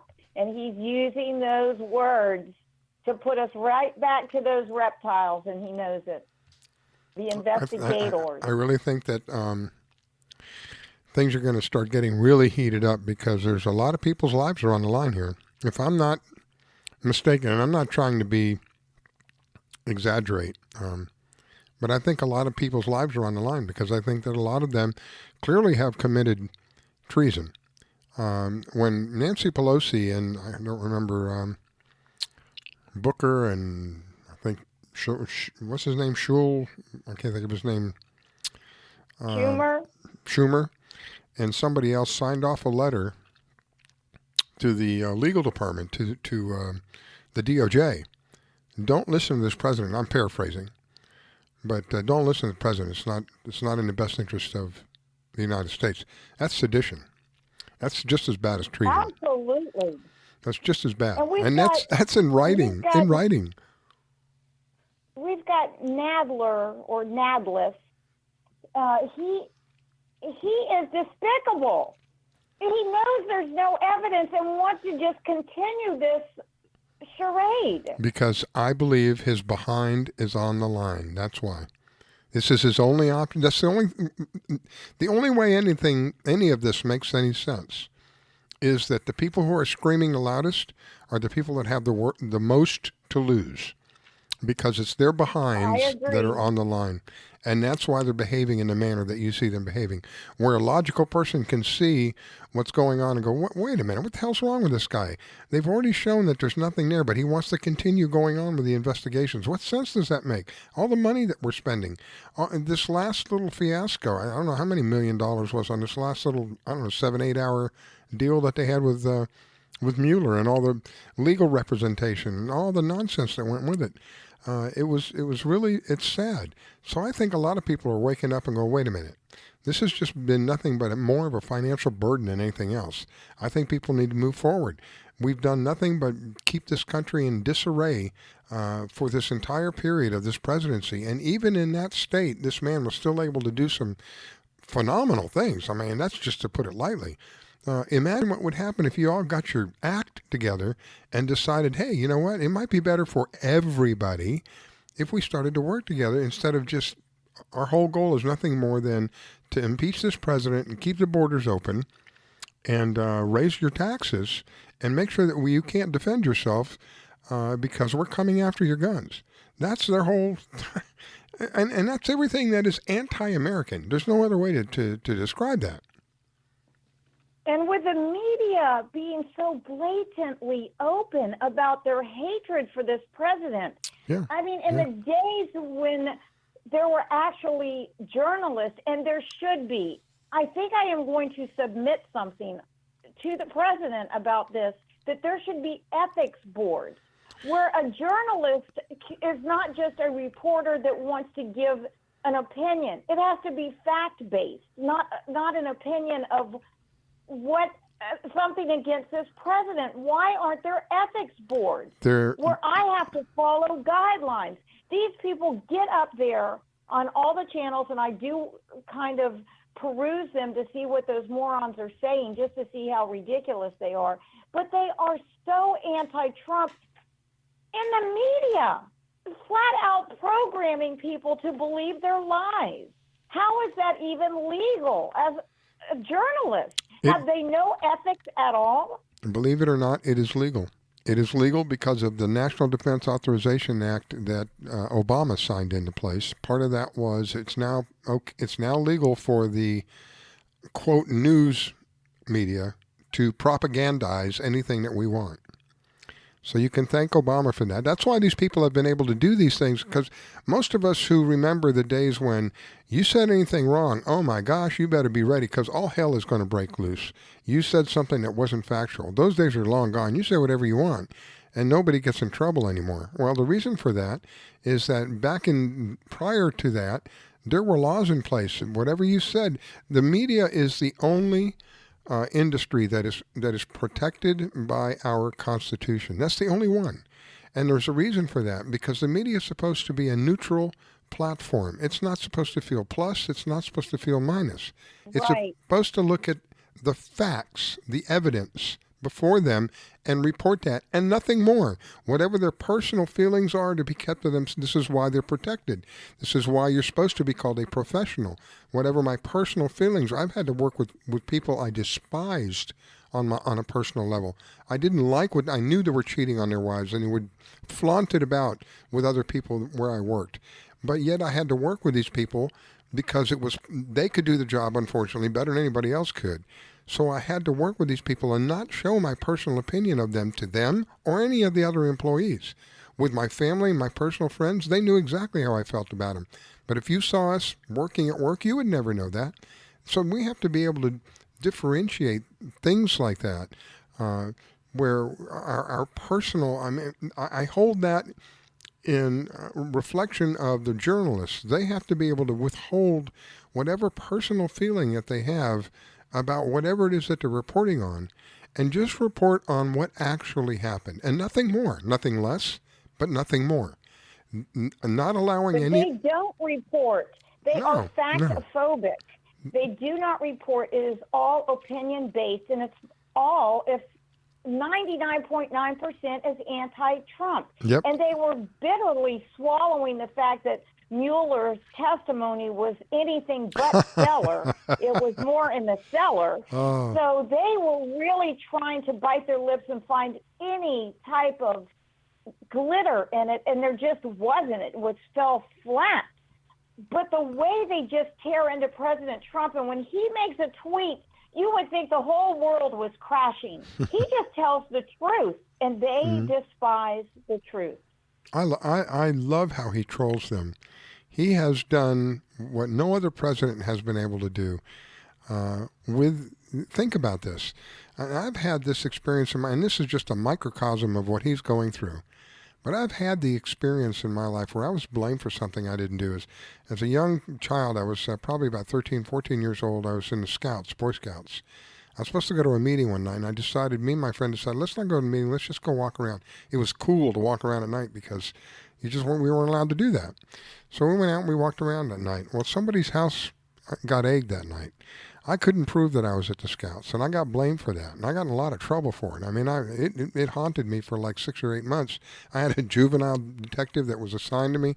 It was really bad. So I know what it feels like to be blamed for something that you didn't do, but the evidence says that you can't prove yourself out of it. There's no evidence that you can show that you were supposed to be here and you weren't, so you're guilty, unfortunately. And that's my just... middle name is Trouble.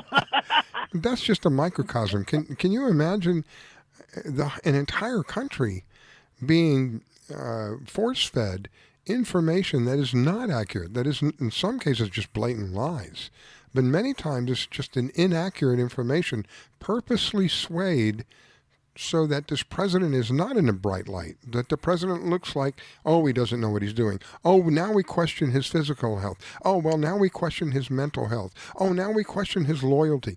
It's just one thing after another that he's being blamed for that he is not guilty of. Racism was another one. That's one of their favorites that he's not guilty of. I can't imagine that. I would love to have 1/1,000,000th of the fortitude that this man has. My God, I could probably be an owner of a multi-corporated, huge corporation, just the smallest amount. He's amazing. And to be able to do what he's done. Look at what he's done since he's been in office. Even though I don't agree with everything, the overall results are outstanding. How can you argue with that? You can't, but we're talking about this logically, and the left are illogical. It was, as you say, the microcosm. Look at that Nicholas Sandman, that kid that was up against that phony Nathan Phillips, where they took one sound bite of him standing there, who he was actually trying to be as respectful. I'd have thrown down. Nathan would have been scalped. I would have brought Native American Apache right back in his face.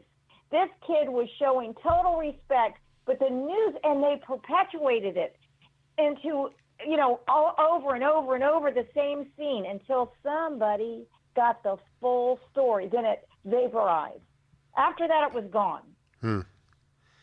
They're just notorious for sound bites and not for sound truth.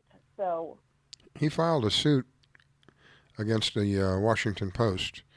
It went before one of these liberal judges, and the judges threw it out. So I'm hoping that they take it to the Supreme Court, because there are some people out there who specifically did exactly what you described. I think CNN was one of them, and there was another one too. I'm not sure about the other one, but I think I'm almost certain CNN was one of them, where they portrayed him in a particular angle, and they edited out what started the whole thing, left that part of it out, didn't show that.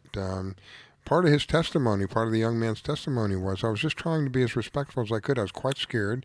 I couldn't back up. There were people behind me that were behind me. He approached us. I didn't approach him. And so the best that I could do was to try to show a respectful smile to him as he was literally screaming in his face. I mean, I don't know if anybody's seen that video, but he's like, oh, right in his face, man. And I think the kid did phenomenal. That he didn't reach out and... It just shows how vile and how much the left will lie to propagate their propaganda. Yeah. It's never ending. And the only thing that we really have is the Twitter feed and from President Trump, because he just fires back. That's his arsenal. Some people have a trigger finger. He has a Twitter finger. Yeah. All right, we're going to take a break, and it won't be long. We'll be back. When we come back, you can call in. The phone number is 561-440-5... my mind just... Lord have mercy. 561-440-5174. 561-440-5174. We'll be right back. You're listening to the Red Pill Reality Show on the LNM Network. Don't go away. We'll be right back. Being a dad is an adventure full of special moments. A cruise? Surprise! Unexpected moments. I got this. And even awkward moments. Okay, Dad, thank you. But every moment you spend with your kids, even the smallest moments, can make the biggest impact on your child's life. So take a moment to be a dad today. There's a lot of fear in coming back to school. I wasn't sure if I could do it. I'm a 40-year-old man that walked in there to get his high school diploma. It was very hard for me, but the teachers, the counselors, they help you. One of the teachers was Miss Araceli. Miss Araceli, she gave me direction. Every single time I had a question, she'll put down whatever she's doing and she'll come over and she'll sit there with you until you get it. Thank you, Miss Araceli. I know you make a difference in people's lives because of the person and teacher you are. I wanted to be here because I wanted to thank you for helping me get a beautiful gift. 50% of getting your high school diploma is walking through those doors. The other 50% is doing the work. Getting your high school diploma, it is a life-changing experience. It really is.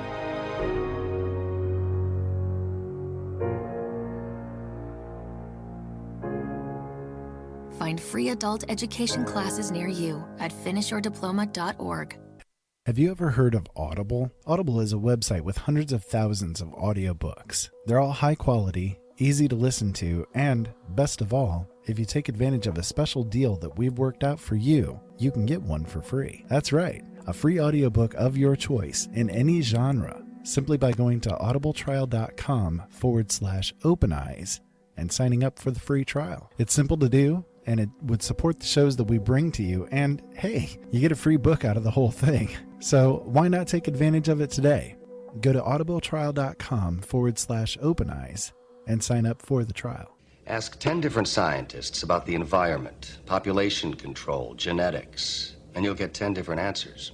But there's one thing every scientist on the planet agrees on. Whether it happens in 100 years, or 1,000 years, or 1,000,000 years, eventually our sun will grow cold and go out. When that happens, it won't just take us.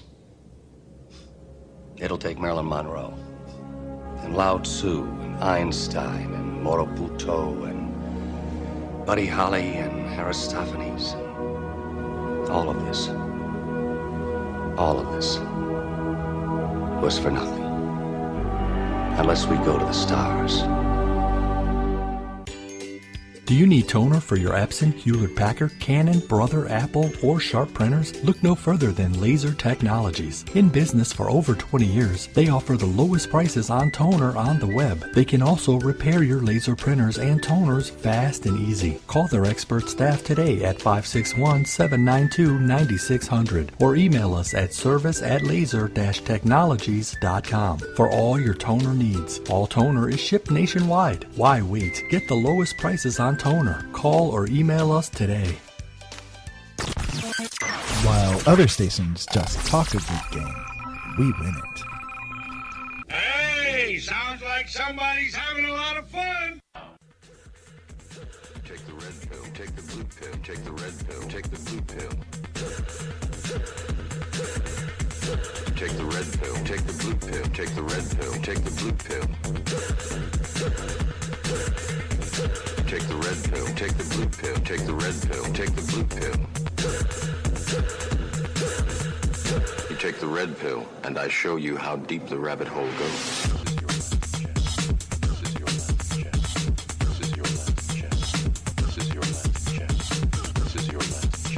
This is your last chance. After this, there is no turning back. You take the blue pill, the story ends. You wake up in your bed and believe whatever you want to believe. You take the red pill, take the red pill, take the red pill, take the red pill, take the red pill, take the red pill, take the red pill, take the red. You stay in Wonderland. You stay in Wonderland, and I show you how deep the rabbit hole goes. Goes, goes, goes, goes, goes, goes, goes, goes, goes, goes, goes, goes, goes,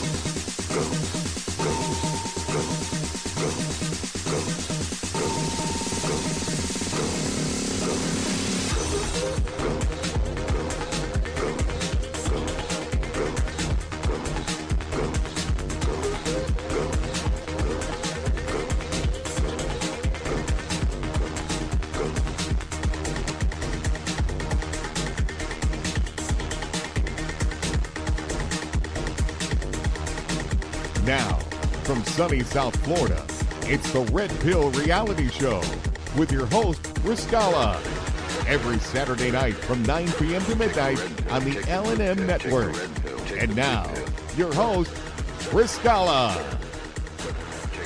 All right, we are back. It is the Red Pill Reality Show. An honor and a privilege to have you listen in. And while I'm thinking about it, I want to make sure I say thank you to the L&M Network for allowing us the platform to reach so many different people. There was a time when I tried to do what I do on a one-on-one basis, and it's frustrating because I can only see one person or one or two people at a time and talk to them about some of the subjects that we talk about.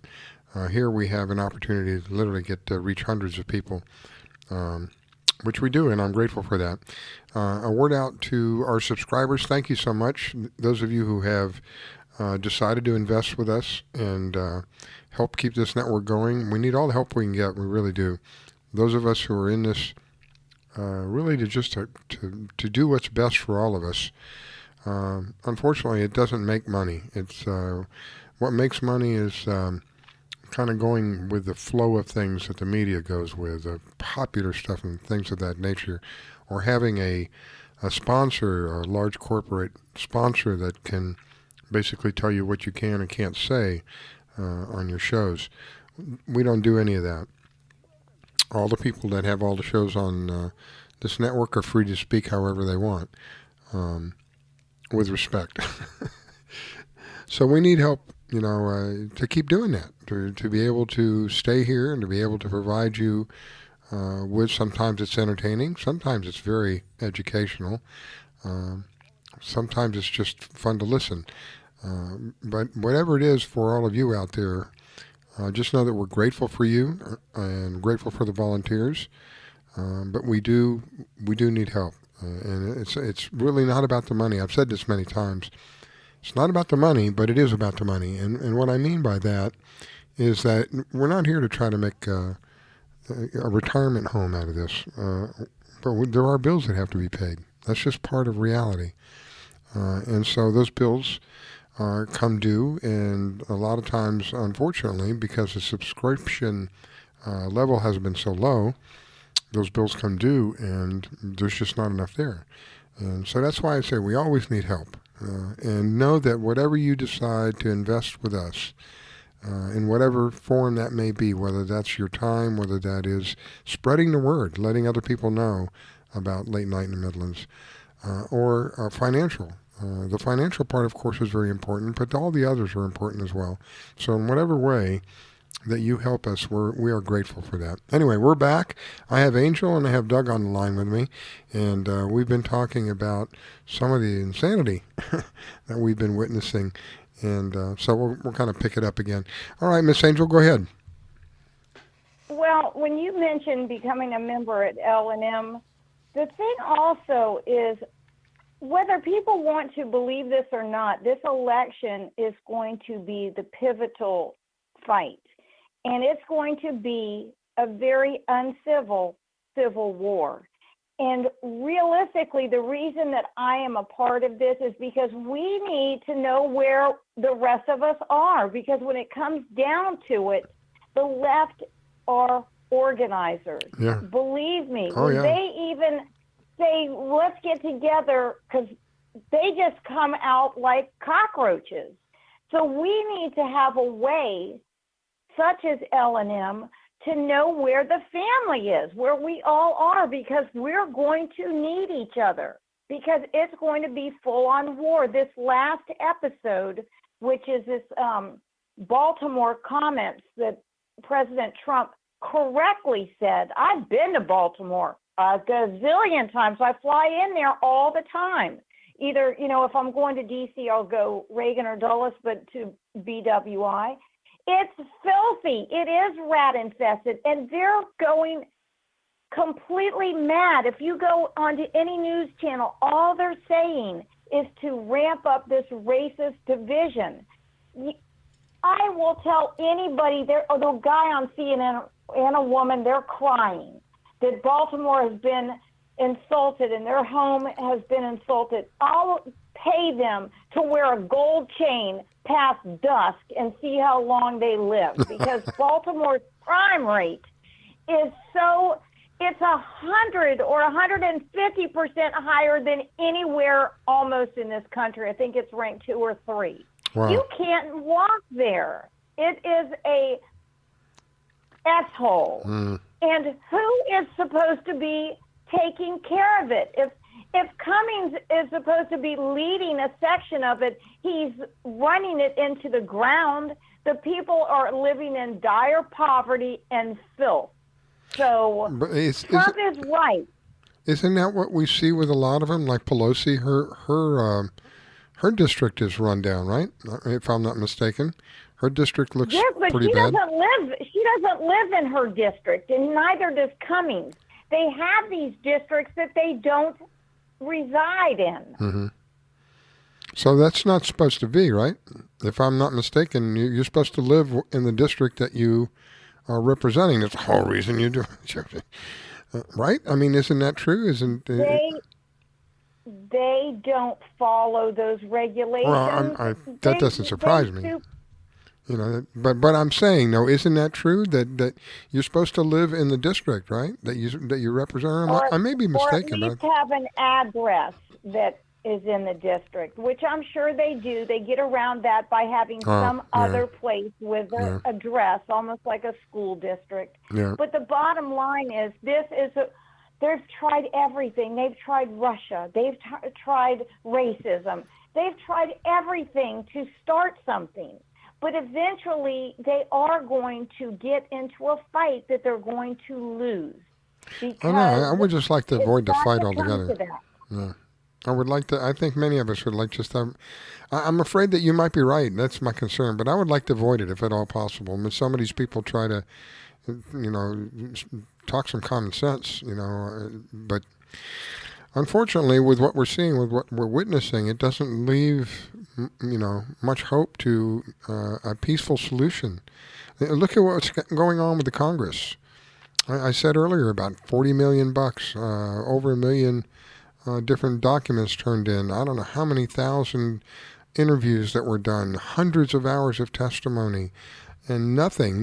But yes, they still want to continue going on and on. It kind of reminds me sort of like what a bully does. They pick on somebody and pick on somebody and pick on somebody. But if that somebody ever was to really lash back out at them and really put a pain on them, they would be crying that they were the victim the whole time. And that's exactly how these people act. All the time. They always are in victimhood when they are the perps. Right. But we have to watch what it is so obvious to us. All the things that President Trump does for the good, they never talk about. It's always something that they have fabricated to make him look bad. He has tried to unite this country. It's so awful to say USA, like that's in some places. Curse word to the left. That is ludicrous. In some places, I mean, look at this is how ignorant. Not only does it show evidence of ignorance, it shows evidence. It's testimony to how to destroy a country. There were people who had the statue of Robert E. Lee torn down. Right now, Robert E. Lee. If anybody knows history, knows that Robert E. Lee was given a huge opportunity to become part of the slave nation, if you will. But his goal was to set the people that free. happened down in New Orleans last year. They tore down the in Lee Circle. They had a statue of Robert E. Lee, and it got tore down. There's nothing but This is how you destroy history. True fact. Then we're talking about just recently where the Betsy flag was supposedly racist. I mean, it's one of their favorite things. Everything is racist. But my gosh, heaven help you if you put your sunglasses on wrong in public because you might be racist. But they complained about the Betsy Ross flag. They don't know history. The history of the Betsy Ross flag. Betsy Ross was an abolitionist. An abolitionist was people who wanted to abolish slavery. She was against slavery, just like Robert E. Lee was against slavery. But they want to wipe. It's not about slavery. It's not about racism. It's about none of that. It's about wiping out our history so that they can move in what they want you to believe. Their whole ideas. Listen, this is ludicrous. The slave trade. There was 30 million slaves. The United States of America, Norte Americana, got 330,000. The South America and Central America got the millions. And those are the people that they're trying to bring over here, the slave owners, slave offspring. Come on, we got such a small percent in the USA. Check the facts. 300,000 came here. Tens of millions went to Central and South America. Case closed.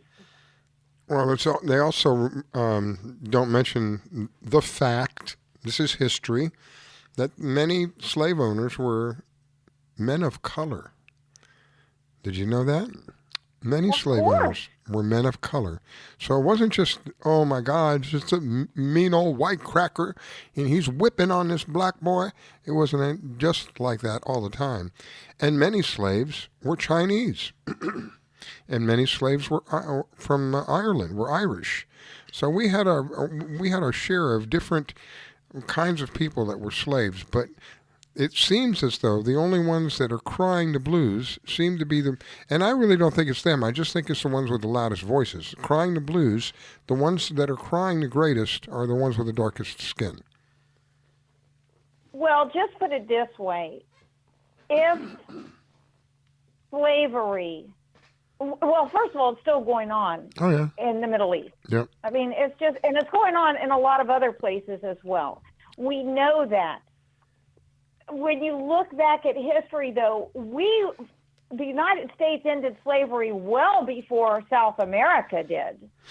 I mean, Cuba included, and I have family from Cuba. So this is just all a bunch of smoke screens for something that and people that want to change what the United States of America stands for, and Obama ushered a lot of it in, which is exactly why you have somebody like Bill de Blasio has police get buckets of water thrown. Those people should not only be in jail that did that, should be under the jail. If anybody remotely related to them gets 1 penny of government assistance and they get caught, it stops that day. And it doesn't go for the rest of their lives. They don't get 1 penny from this government. And that would stop all this insanity. They have arrested a couple of them. 2 or 3 of them have been arrested in that. When you think about how some of these people on and I hate to say left right because that's just kind of a deception in a way. It's because there's people on. And what do you say? There's Democrats or Republicans. Okay, it's predominantly it is the Democratic side, but I got to tell you, there's a lot of Republicans that they're up to their necks, just as deep as the Democrats are, that they don't want this man to succeed. Again, listen, it's left wing, right wing, same bird. Right, and I think again, it's because their behinds are on the line, that they have everything to lose if this man succeeds. Everything, literally everything. Their freedom, whatever benefits they have coming, all of that's going to be stripped from those who they find guilty of treason or guilty of high crimes. Again, it's the first time I've ever heard him put the two. I may be wrong, but that's the first time I've ever heard it, where he put the two of them together. Now, he's been saying treason for a while, and I've brought that up several times, where he has said treason. This is treason. This is treason. But treason and high crimes, both in the same sentence, and then and knowing that just within days of him making this statement, prior to making the statement, the federal death penalty was reinstated. So I think there's a lot of people out there changing their underwear. Well, I'm waiting for the hammer to fall, and I think it's going to soon enough. But this election is going to bring out the civilian side. Right now, we're watching the government side. But when the civilian side loses its civility, and believe me, it's going to. Because there was no big civil unrest because they thought that Madame President was going to be the resident, and she was not. She didn't even show up for the balloon busting. She didn't have enough respect for her supporters to come out and give them a condolence, whatever that's called, condolence speech or whatever it's called. She didn't have enough respect for her supporters to do that. No. And when you look at that, so they had not been organized enough to go out and be uncivil. This time, they're not going to be like they were surprised at the last one. We know for a fact every day, every single day, we keep hearing the polls show Trump down by 10. I think that's so funny. We heard that up until the last breath of CNN that night. Yep. I mean, they were like on life support, hoping, praying, begging. Yeah. So those polls mean nothing.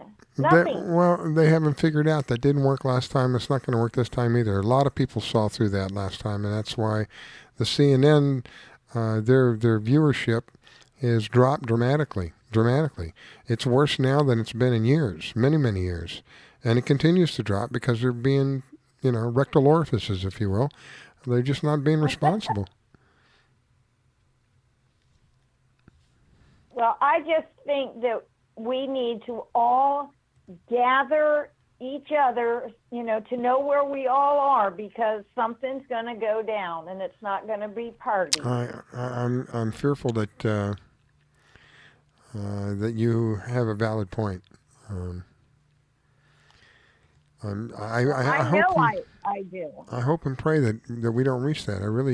I would like to do whatever is possible, but I see where people are not going to be left with a choice. I'm trying to remember what John Kennedy said. If you don't give people I'm paraphrasing. If you don't give people a peaceful means out, then violence is the only thing left, or something like that.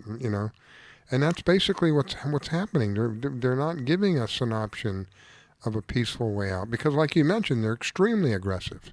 A lot of the aggression that goes on that you see is happening from the Democratic portion of our society. And yet, because the media is slanted towards the Democratic Party, they are not shown in the light that they would normally be shown in, if they're shown at all. Some of it is not. But if it is a Republican in a similar situation, they're villainized beyond imagination.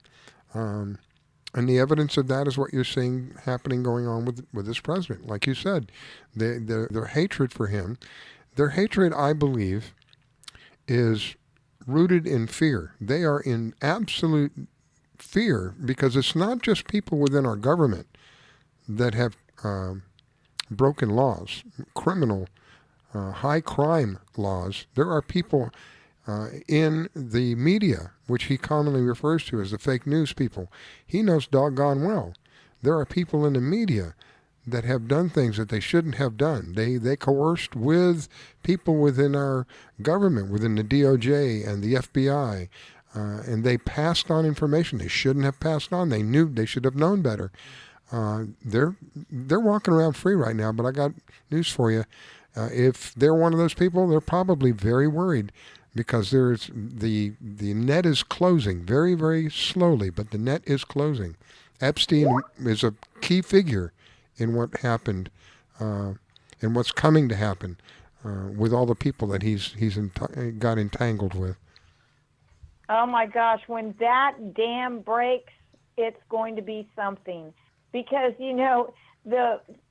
the fake news is so hilarious. They show pictures, like 2 pictures of President Trump with Epstein. I mean, when they were in a younger day, years and years ago, there's more pictures of President Trump with Jesse Jackson. I could pull out a yearbook amount filled with him and Jesse Jackson and him winning awards from black organizations. But that doesn't fit their agenda. But Epstein, this is going to be the biggest uncovering of the true self of these leftists. And there's going to be some right ones in there, too. Believe me, that the ones that are against Trump are ones against the truth. Now, he was found semi-conscious, according to the report that I read, in his cell, and that there were bruises around the neck area and around the face area. What do you think about that? It's hard for me to speculate on that, but I will say I do not believe it was a suicide attempt. Yeah, I don't think it was a suicide attempt. I think it may have been an attempt by him to hurt himself to get better opinion in public, as well as maybe moved to a different facility. Maybe another straw at the judge. Say, hey, judge, you got to let me out. I can't live in here. They're going to kill me, kind of thing. I think he put up $100 million so he wouldn't go to jail. And they said, nope, ain't going to take it. $100 million. Wow.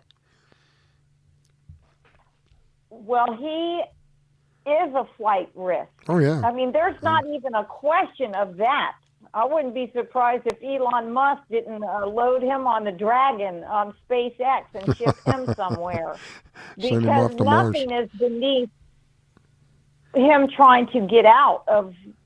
When you have that much money, you always have an escape route. Yeah. But I think that President Trump is going to let this open itself up. And all the crazy stuff that people thought that we were talking crazy about. It's all, people are going to freak. Yeah.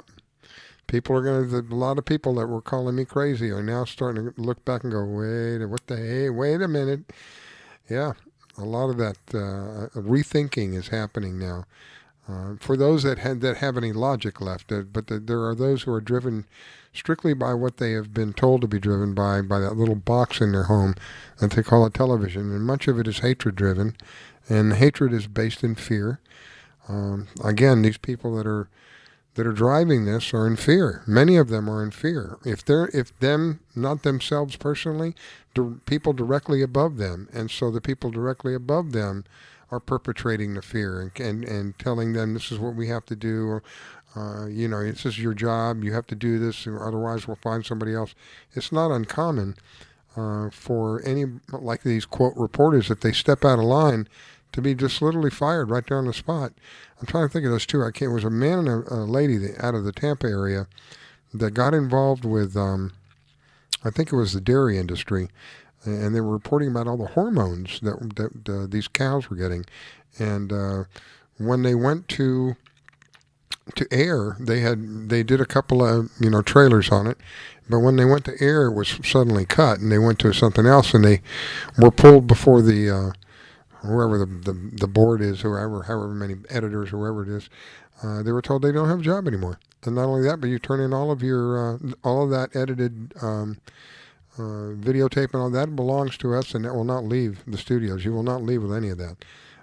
So they complied and left, but they also did a report about the report that they did. And so that came to light. But that's what happens. If some of these people step out of line and report in the wrong way, they know where the parameters are. They know where the limits of the envelope is. And if you step out for any reason, you can expect to either be fired or villainized in some way. But you won't be able to get away with it. And stepping out, by the way, sometimes stepping out is doing nothing more than just doing the right thing. That is stepping out. Absolutely. Yeah. But there's going to be names on there that some people think that are so shocking, but we've kind of been waiting for it. Yeah. So. Yeah, there's going to be actors. Political too. Yeah, actors, lawyers, doctors, of course the political. I think in what I've learned about what little that I know about how this political arena works, much of it is done through blackmail, and much of that blackmail is done through taping people or recording people in some way, shape, or form, doing something they really shouldn't be doing, and then they hold that over their heads, and then they use that to gain more power. They do the same thing over and over and over again. Imagine if you had 20 or 30 congressmen and 20 or 30 senators that were all in this position where they had been compromised. Imagine the power that would have for somebody like, I don't know, whatever, but that would yield a tremendous amount of power. And I'm sure it's more than 20, but I'm just using that as a number. But I really think that's what's happening. Look, remember the thing that went down, I can't remember, I think it was called Nexium or something, that NX. Oh, yes. Look, they're so connected. Nobody thought something like that could fall any more than Epstein. But they're falling like dominoes. And the person that's got his finger on Twitter is also pushing those dominoes over, one by one. There was a very strong effort to say that the Nexium thing was, no, that's not wrong. It's just a theory. It's a conspiracy. There's no way, blah, blah, blah, blah, blah. Well, let me tell you that those people have been found guilty. That's with a big G. Right. They were found guilty by a jury with a big J. That means they had to convince 12 different people. I think it was a jury of 12. I'm guessing. That's a guess on my part. But they had to convince some people. Very important decision to make. These people did or did not. And the people that the decision was left up to said they did. No theory anymore. And listen, there were movie stars, and they were branding. It was like a cow poker. Horrible. Do you understand what I'm telling you? Yes. I saw the videos where one young lady showed how she had been and they did it with no anesthesia. They had to endure the pain of the burning. I don't recall exactly. I think they were using like a soldering iron or something of that nature to do this burning of the skin of one of the guy's initials into the skin of these women. It was very, very, very disturbing. Very disturbing, to say the least. I mean, it sounds crazy until you read the Justice Department's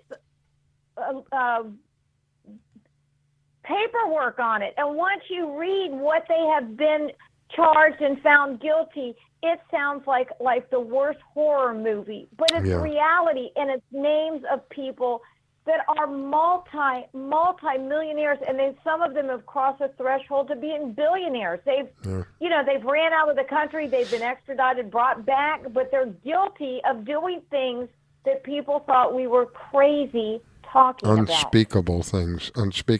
I think Frazzle Dats or something. I can't think of the name. Frazzle something is the name of a snuff film that Anthony Weiner had on his laptop under a folder called Insurance. This Frazzle Daz, I think, again, I'm guessing it, I know it's Frazzle something. This snuff film was a film about Hillary Clinton and Huma Abedin skinning a young lady's face, young child's face alive, and having her go through the horror of this, and then wearing her face, as well as drinking her blood when it was all over. Now, this is recorded and has been released on the black web, so I don't think it's going to be very long before we get snippets of this thing. The story that I read originally, when Weiner's laptop had been confiscated, and the information that they had found, the original story that I read said that there were seasoned officers of the police force, been there for decades. Some of them threw up. Some of them cried like babies. They just couldn't watch it anymore. It is the most horrendous thing that they had ever seen in their lives. Unspeakable acts against another human being. And I believe this is eventually going to come out. I don't think they're going to be able to retain it because the demand to see it is very, very high. I don't know that they'll release the whole thing, but they'll release certain parts of it, and you can use your imagination for others. There was a video out. This is exactly why Hillary bleach bit, sledgehammered, and tore things apart was not even because of uranium or plutonium or Russia or anything. It was the things that were entertaining to her that were done over non-government as well as government tablets and phones. Nobody bleach bits and destroys the way she did. Believe me, they don't. I mean, I've been in the circle. Not unless you have something to hide. I'm sorry, go. I'm saying not unless you have something to hide. And something to hide that's so dastardly that you... There are no words what I know that they have done. We're not guessing. The guesswork is out the window. It's unthinkable. It's unspeakable. It's just something that you just wouldn't imagine that anybody would have something like that on their heart, that they would do something so horrendous to another human being. Just awful. But I do believe eventually bits and pieces of this will be released. Pieces that would be at best tolerable. Because it's pretty bad. I was going to say there is a video that was out, and I haven't been able to find it again, but it was out a while back where the young boy in a shower, and there was a male voice hounding this young child and threatening, and this child was just absolutely frightened to death, screaming in fear. And that voice sounded very much like the two brothers, Tony and what's the other one, Joe? Podesta, I can't think of their name. John Podesta, Tony and John. It sounded like John Podesta, very much like John Podesta. Now I can't find that video anymore, and I regret that I didn't download it when I thought I should have. But it went around the web for a while. It got out there, so I think the same thing will happen with. This Frazzle Dits or Frazzle, whatever it is, that bits and pieces of this will come out. This video I'm talking about of the young boy in the shower was about 30 seconds long, but you could hear the male voice screaming at them, and then when the male voice would scream, the young child, you could just hear the fear. You could hear the fear in this young child's voice, this poor child. and they were claiming that it was John Podesta. It sounded like John Podesta. He has that Massachusetts, I think it's from Massachusetts, accent in his voice. Yes, and look, Riscalla and Doug and anybody else that's listening out there, if you were to be told that the closest person to Hillary, even closer than Bill, is Huma Abedin, husband was into porno with little kids, they would think you're crazy until it gets proven. Yeah. Podesta, the same thing. His name to me is Pedo, not Podesta. And we absolutely know that it sounds conspiratorial, that all these people are involved in all this child sacrifice and blood drinking and adrenaline and adrenochrome. All of it is real, but it's been hidden until this one guy, this Donald J. Trump, got elected. That's 2 right. days before he was elected, 2 years before he was elected, every single person that despises him wanted their picture taken with him. Yeah, they were buddies with him. The very people who called him racist were taking pictures with him. Muhammad Ali, Rosa Parks, I think her name was, Jesse Jackson, and that short little dirtbag, I can't think of his name. Al Sharpton. Al Sharpton. All of them in one picture, all smiling. He's got his arms around 2 of them. They're smiling at him, and you can see the gratefulness that they're supposedly showing there. So all of a sudden now he's a racist for nothing more than becoming the president. Well, I guess they thought that they loved his black ink on the check. Yeah. Because when the ink dried, they were loving him. Yeah. When the check went through. The bottom line is, all of these people that were in high positions that you would never think that butter would melt in their mouth, there were other things that were going on, and it's all coming to light. Amen. And a lot of the stars, listen, why is it you're already a multimillionaire? Your child doesn't have to go into a casting couch, but you still want them to go in the same career pattern that you were in, that you got molested in. Why? Because they're programmed to accept that. Harvey Weinstein was just one of the fall men, but if we found out all of them, or let me rephrase, the majority of them not only participated, but had their children brought up to go into the same profession as them and to go under the same dial Good point. they did. Yeah. They knew what it was like, especially when we're talking about like Hollywood. They knew what they were getting into, because I'm sure that any of them that were there that were anywhere near the big league knew exactly what was required. If you wanted some of these positions in some of these big movies, you're going to have to make some sacrifices, and it wasn't just going to be sweat in the sense of working like physical work, but it will be physical work in a different kind of way. And if you didn't give that up, they promised them their children too, and they sacrificed them not on the altar of death, but on the casting couch. Yeah. That's a horrible thought, and it's horrible to know that it's happening. It continues to happen. Look at Miley Cyrus, I think her name is. Her dad was a country music star, right? Wasn't he a Billy Ray? Billy, yeah, and he was a country music star. And she started out in this, quote, little innocent thing as on a Disney. I think she was on Disney originally. Just like I Did It Again, whatever her name is. Oops, I Did It Again. I can't think of her name either.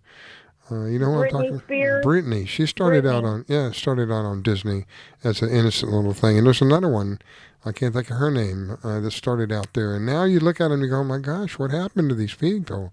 Lord have mercy. Aguilera. Yeah. But listen, if you look closely, they cannot keep their tongues in their mouth. They're like reptiles. Their tongues, they can't take a picture with it. Or I'm telling Miley Cyrus cannot keep her reptilian tongue in her mouth. And she's been the one most vocal left, more so than Britney or anybody else. Cyrus has been out there with her tongue out and politically active. Oh, yes, very. And but going back earlier to what I said is her dad had to know what was going on, and yet it seemed as though her dad couldn't do anything or didn't do anything about it and allowed her to be. I mean, can you imagine what's happened to this young lady? If you look at her when she was in the Disney thing, she was this innocent looking, innocent acting young lady. Nothing. Oh my gosh, a complete 180 degrees from what she is today, with male genitalia sticking out, and her making thrusting moves and holding on to it as though she was massaging it. It's very sad. It's very, very sad. Something terrible has happened to this young lady. It just literally twisted her mind, where she has no respect for herself or anyone else for that matter. No, I mean, there's no words. We know what we see with our own two eyes, and I can pretty much understand the bigger picture. You mentioned something earlier, and I wanted to just follow up on it because I do have to go. But okay. You had said that when journalists make a mistake, they don't correct it today. Correct. And just 2 weeks ago, when Jennifer and Kevin were on, and they were talking about a new disorder, some fake disorder if a kid's rebellious, within a break, Kevin came back and said, hey, I want to correct the proper way that this disorder is called. Within the break Yeah, time, I remember that. Yep. Jennifer, do you remember that? Yep, I remember that. That is what we try to do here. When I make an error, which is rare, I will come back and say, wait a minute, I said something that wasn't correct. They live on the lies. The left live on the lies, and they've been covering all of this stuff for Hang on, so long. hang on. I got an emergency. I'll be right back. Just go ahead. Okay. Uh-oh. Doug.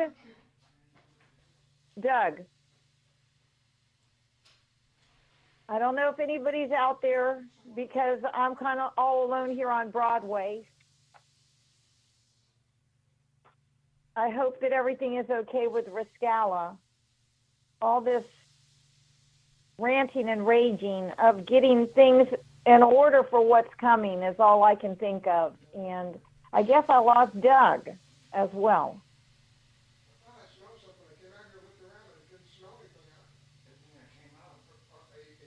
I hope everything is okay.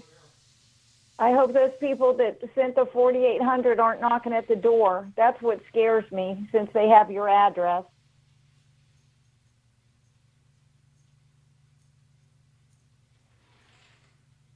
Hopefully it's not a family emergency. And God forbid anything happen to an animal.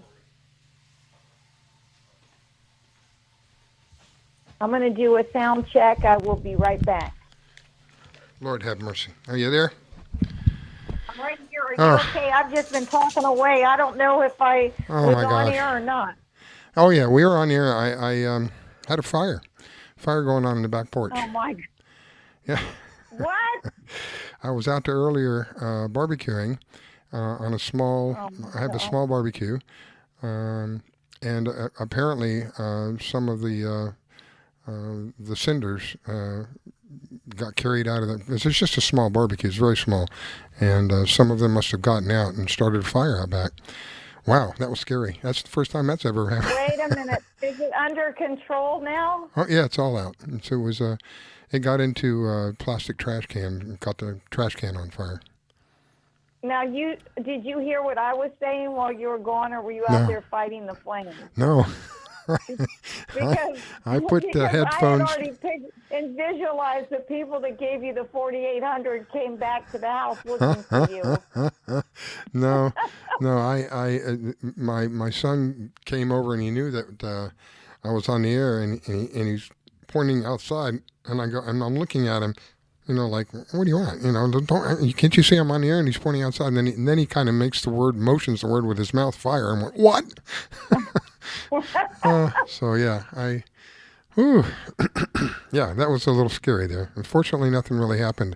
I think I'm just going to have to have a little plastic that's melted on onto the cement there. I have to clean that up tomorrow. Ooh. Well, at least your son saw it before it got any worse. That could have. Well, fortunately, where it was, I don't think it could have gotten a whole lot worse, but it could have gotten worse. There wasn't really anything around it flammable other than the little trash can that was out there. Do you understand? I want you to listen to me and listen to me very carefully, Riscalla. Mm-hmm. If something would have exploded and we're talking conspiracy, and after you had this Nigerian setup, I would have been on here ranting and raging at that $4,800. They knew your address. They were coming. Well, I tell people I lock the front door. It's not to protect me from them. It's to protect them from me. They come in, they will be very regretful if they try anything like that. I'm a peaceful man, I really am, but don't push me against the wall and don't give me an option. And see, this again, it comes back to what you were saying and what I'm describing with what's going on with regards to our society and the next election coming up. We're being pushed up against the wall. And many of us are just peaceful people. We really don't want a whole lot. Just obey the rules. The rules are in place. Obey the rules. That's, and it goes for everybody. Not just because your last name is Clinton or whatever, you can get away with it. If it doesn't matter. It's supposed to be a lady who's holding a set of balances, of balance scales, and the scales are level, and she's blindfolded. The reason that she's blindfolded is it's not supposed to make a difference who you are, how much money you have, whatever your last name is. None of that is supposed to have any degree of any difference whatsoever on the bearings of whether you're going to go be charged with something, go to court, and be, whatever that is. And that's not how it's been. And I think that the majority of us who support Trump, this is really what we want. This is why we support him. We want to go back to the basics because the basics is what made this country what it is. It was different in every other country on the planet because of the basics that we followed. We want to go back to the basics. And there are many people who don't want that. They keep talking about the fundamental change. The fundamental change means that we will go down the tubes basically as a country that we've known as America. It will become like Los Angeles. Look what's going on in Los Angeles where people literally poop in the streets. Is that what you want? Obviously, they live like, not animals, because our animals are trained better than that. My goodness. Yeah. And it's not just in California. It's Washington State, Oregon has some of it too. It's happening all over the place. I mean, we have to remember that when I hear you say things like the lady holding the scales of justice, I think of scales, there's another scale too, and those are serpent scales. And we're watching good against evil fight every day for America, who is, oh my gosh, what a giving, wonderful country. You weren't born here, but you know, because your parents have instilled the values of why they came here. Yep. And I witnessed. And to appreciate. Go ahead. To appreciate. Go ahead. No, just the appreciation that your family had for being in a country that was offered the possibilities of overcoming just about anything, including language barriers. Your dad didn't have it, but your mom did. And it's an amazing country. And listen, big empires have fallen. So It's not past the point that we couldn't fall. And if Hillary had gotten in, we'd have already been in a catastrophe. Look at the stock market. All we heard is it's going to crash. It's done nothing but go up like a missile. Like the shuttle. It really has. Yeah. Well, I mean, we keep setting records, but yet this man who's really the basis of all of this. I don't want to say he's responsible for it, but he is the basis of all this. If he wasn't where he was doing what he was doing, these things wouldn't be happening. So yes, in a way, he is responsible for it in that sense, but he's not responsible for it in the sense that he has direct control over it. But he does have a lot of sway, and the sway obviously has been very positive with regards to returns. There are a lot of people making a lot of money because of whatever he's doing, whether it's in our economy, whether it's in tariffs being put down on countries that weren't fair with us when we traded with them, whether it was getting out of agreements that were not beneficial to us. He got out of the Paris Accord. He got out of the NAFTA Accord. These were all agreements that were meant to rip us off. And like he said many times, we were the piggy bank. Everybody had their fingers in the piggy bank. Well, it's time for get your fingers in your own piggy bank. We have our own issues to take care of. Absolutely. Plus, our own regulations were over the top, and he has removed a lot of that. Yep. It's not that he controls the market, but what he does is he gives investment confidence, because Obama, you didn't build that. Yeah. Where Trump is saying, not only did we build it, we want to build it bigger and better. Yep. So that gives confidence to the investors. Yep, I agree. All right, I got my last break to take. You want to hang out? Or I'm signing off. I love you, and I appreciate everything. Well, thank you. I greatly appreciate you sharing the time with me and covering for me for that break there. My goodness, I walked out back in the trash can. It caught fire. Oh, boy. All right. I'm glad you're safe. Be safe, and I'll talk to you soon. Thank you. Okay. All right, here we go. Listening to the Red Pill Reality Show on the LNM Network. Don't go away. We'll be right back. Do you need toner for your Epson, Hewlett-Packard, Canon, Brother, Apple, or Sharp printers? Look no further than Laser Technologies. In business for over 20 years, they offer the lowest prices on toner on the web. They can also repair your laser printers and toners fast and easy. Call their expert staff today at 561-792-9600 or email us at service@laser-technologies.com for all your toner needs. All toner is shipped nationwide. Why wait? Get the lowest prices on toner. Call or email us today. Grace has some pretty stellar arms, like Serena Williams good, but her face is pretty disgusting. Someone please tell him to go back into his closet and leave us alone. Britney's face is so stupid and I hate her so much. It's like a scientist created her in a lab to annoy humanity and didn't even do that good of a job. Megan reminds me of a troll doll that came to life intent on killing us with her stupidity. Why is Grace's head so big? It definitely has nothing to do with how smart she is and probably everything to do with how bloated she is. He's so funny. Just kidding. Who would find this disfigured flamingo funny? Never post a selfie of yourself. You look so ugly. The only reason you have so many views is because we think you're a freak and we can't look away. Megan is the main reason that the world sucks so much. I would rather get cancer than listen to another Trevor Moran song.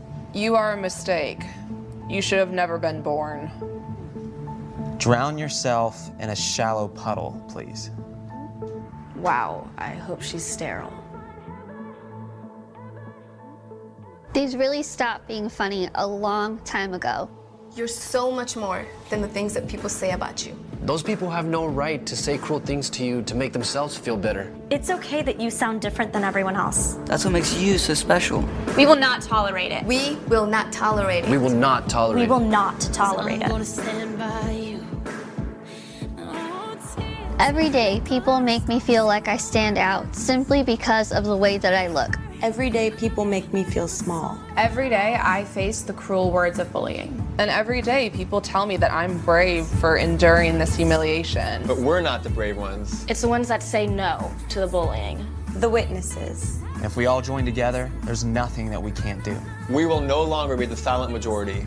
When we see bullying online, We will let the world know that we're going to take action with the eye. Now, when you see online bullying, there's something you can do about it. Our actions will overpower cruel words. I am a witness. I am a witness. I am a witness. I am a witness. I am a witness. I am a witness. I am a witness.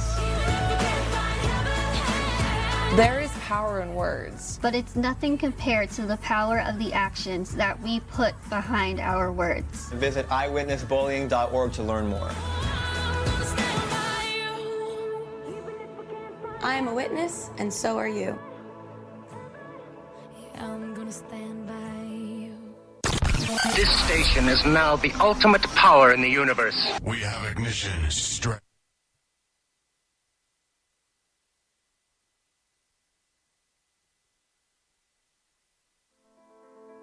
There are facts we're not being told on TV, so I want to talk to you about gun control in America.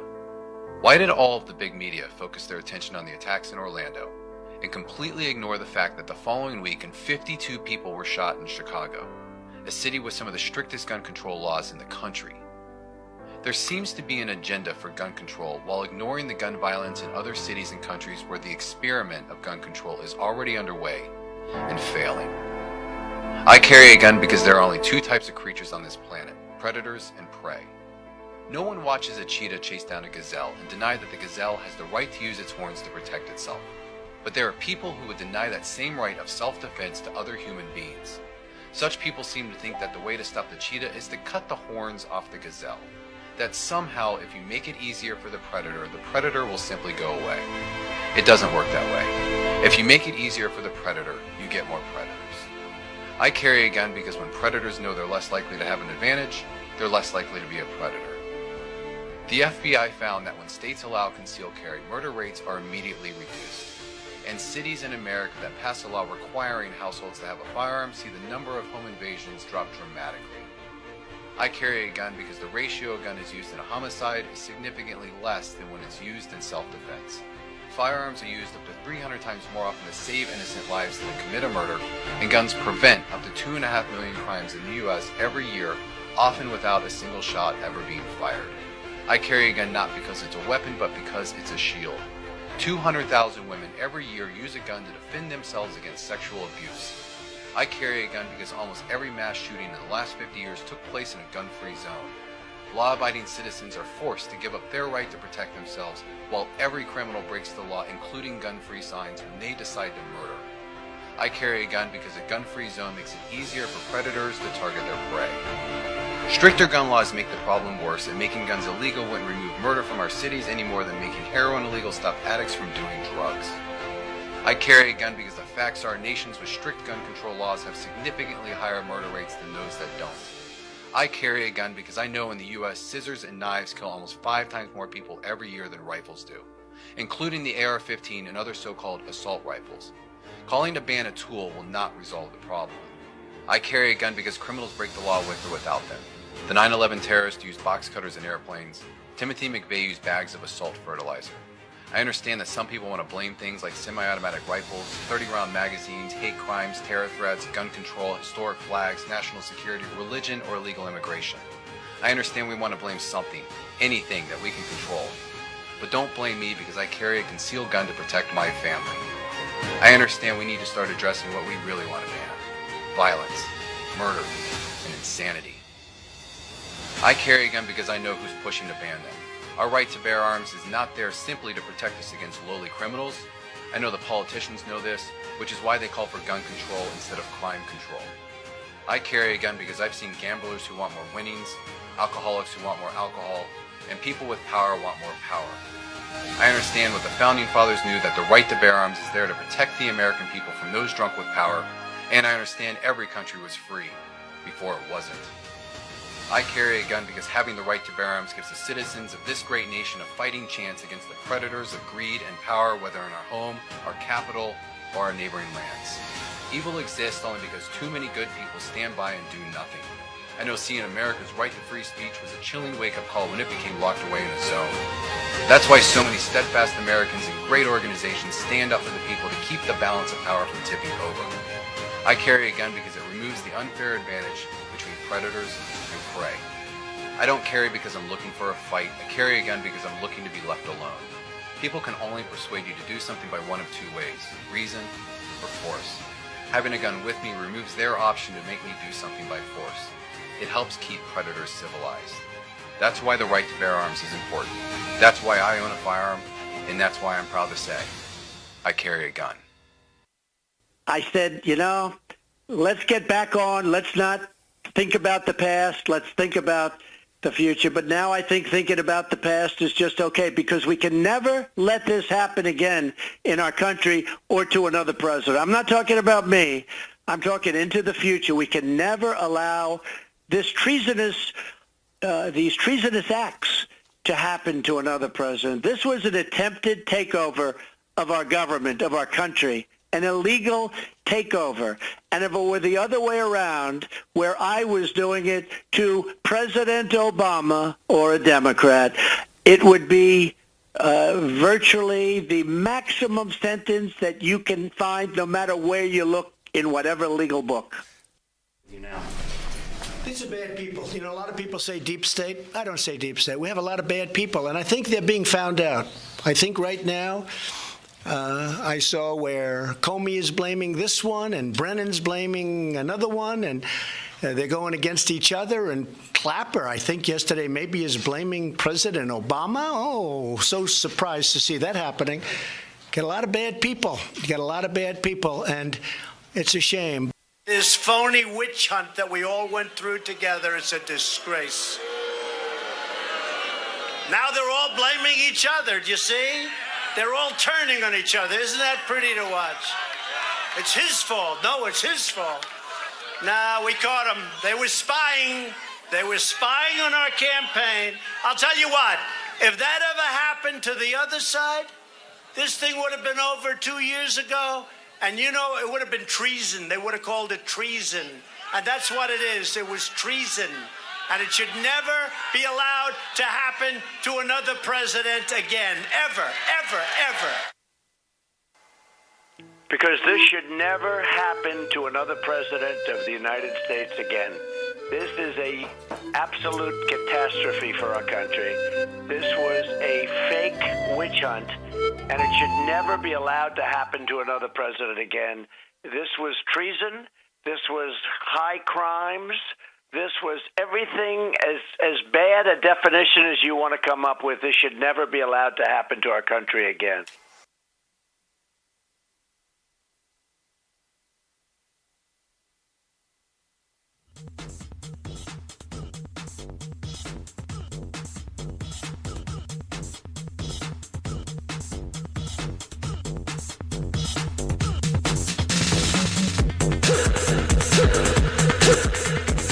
Take the red pill, take the blue pill, take the red pill, take the blue pill. Take the red pill, take the blue pill, take the red pill, take the blue pill. Take the red pill, take the blue pill, take the red pill, take the blue pill. You take the red pill, and I show you how deep the rabbit hole goes.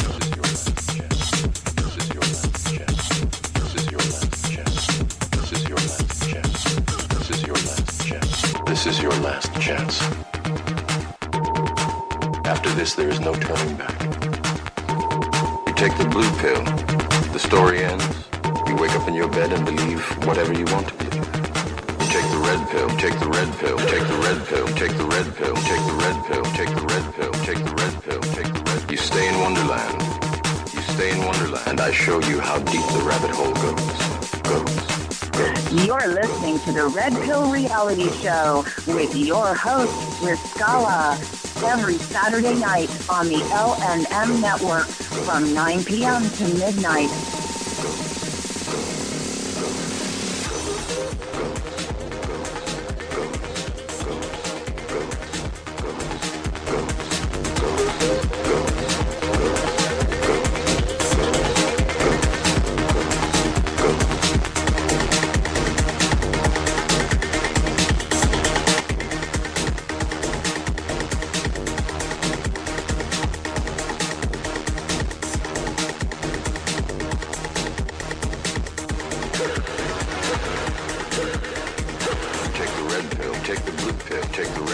And now your host, Riscalla. All right, we are back. It is the Red Pill Reality Show. I am your host, Riscalla. It has been an honor and a privilege to have you tune in and allow us to share with you. Tonight I had Angel Strong on with me, and if anybody knows anything about Angel, you know that she's a very wise young lady with a broad various knowledge of various things. A lot of knowledge about the Bible and things of that nature. And one of the things that I so enjoy about her is her ability to see something that's basically in plain sight, where I don't see it. I don't know if other people see it as well. And the one that always comes to mind is, are you 486? Now, see, to me, the only thing that was familiar about that was 46. Well, in my days, and that's going to show you how old I am, there was a processor called a 486. It was a computer processor. I've been involved in computers for decades. I built my first computer in '85. But there was a time when there was a 286 processor, a 386 processor, a 486 processor, before we got into what we have today, where we have multi-cores and things like that. So I just, that was the first thing that thought came to mind when the 486 thing. And she was, her perception was so good, she was able to say, well, wait a minute, think about this for a minute. Instead of the letter, because I thought of it as the letter R, the letter U, and then the number 486. So it kind of like just reminded me of, again, a CPU that had that model number. But if you take the R and spell it out, A-R-E, as the word R, A-R-E, R, and then Y-O-U, and then F-O-R, R-U-4, 86. 86 was a common thing that we used in the military, that when we said, oh, that we 86 that means we just kind of did away with it. We junked it. We, was dead, if you will. So RU for death, basically, is what they're saying, but they've coded it out in such a way that it is in your face. It's right in your face, but you don't see it. Much like the Monster, I think that's what it's called, Monster. The Monster drink that has what appears to be an M on the can. That M that appears to be represent monster, it truly does represent an evil monster. It represents the numbers 666. Why would they want to do that? Again, these are because of what has happened for so many decades that they've been able to get away with it. And again, I think this is their kind of skewed law, if you will. They have to kind of tell us before they're going to do anything. They have to, in their own way, have to tell us. Sometimes that's encrypted. Sometimes it's in your face. We were told about 9/11. If you go look up the Lone Gunman Pilot Show, you'll see that there is a show there about airplanes flying into the World Trade Centers. Well, when 9/11 happened, the administration was saying, oh, we had no idea that anybody could use an airplane to do that, blah, blah, blah, blah, blah. Yeah, right. Well, we were told about 9/11 long before that. And many of these incidents that happen where we have a mass shooting or something like of that nature, we're told. We're told ahead of time, oh, there's going to be a drill and blah, blah, blah, blah, and we're going to do this. And son of a gun, if something happens that is identical to the drill that they're going through, that school, I can't think of that. I'm having a hard time thinking tonight. That fire caught me off guard. Sandy Hook. There was a drill for the same thing going on just down the street. We had the same thing here in Parkland 2 weeks prior to what happened here in Parkland shooting, the high school shooting. There was a quote drill. It's almost what am I trying to say? It's almost like a map being laid out before you. This is what's going to happen. If we have a drill, the odds are something bad is going to happen exactly for what the drill we did for. How many times has that happened? Over and over and over again, especially when it happens in a school. They have a drill, and son of a gun, before you know it, boom. The next thing you know, it's what they're having a drill for either happens live right then. 9/11, a lot of people don't know that FEMA happened to be in New York. Why? Because they were running a drill about the very exact thing that 9/11 was. Isn't that funny? Isn't that curious? Nobody ever asks those questions. Time and time again, this comes up where there is a drill being run, and whether you know it or not, it goes what we call live. When NORAD was contacted on 9/11 to intercept these aircraft, one of the first questions they asked is this live or a drill? They'd already been going through a drill exactly for taking down a commercial flight that might have innocent people on it, going through the means of all that, and all of a sudden they get a call for that, and it's real. And that was one of the first questions that came across from the military side. Is this real or is it a drill? because they had already been involved in it. FEMA had already come to New York. These things were told about them, and again, it may be in your face, straight up, or it may be encrypted, where you have to figure it out. But I think that their sick, twisted laws require them to tell us about these things. And now, for the first time I can ever remember, I am watching evil. There's no other way to describe this. Evil being exposed at levels unheard of. Just totally, completely exposed. There's no hiding from it. Angel had mentioned the Nexium thing.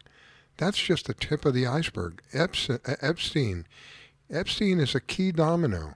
But again, he'll be just the tip of the iceberg. There are so many people, from royalty all the way up to high people in high positions in politics, that are entangled with this man.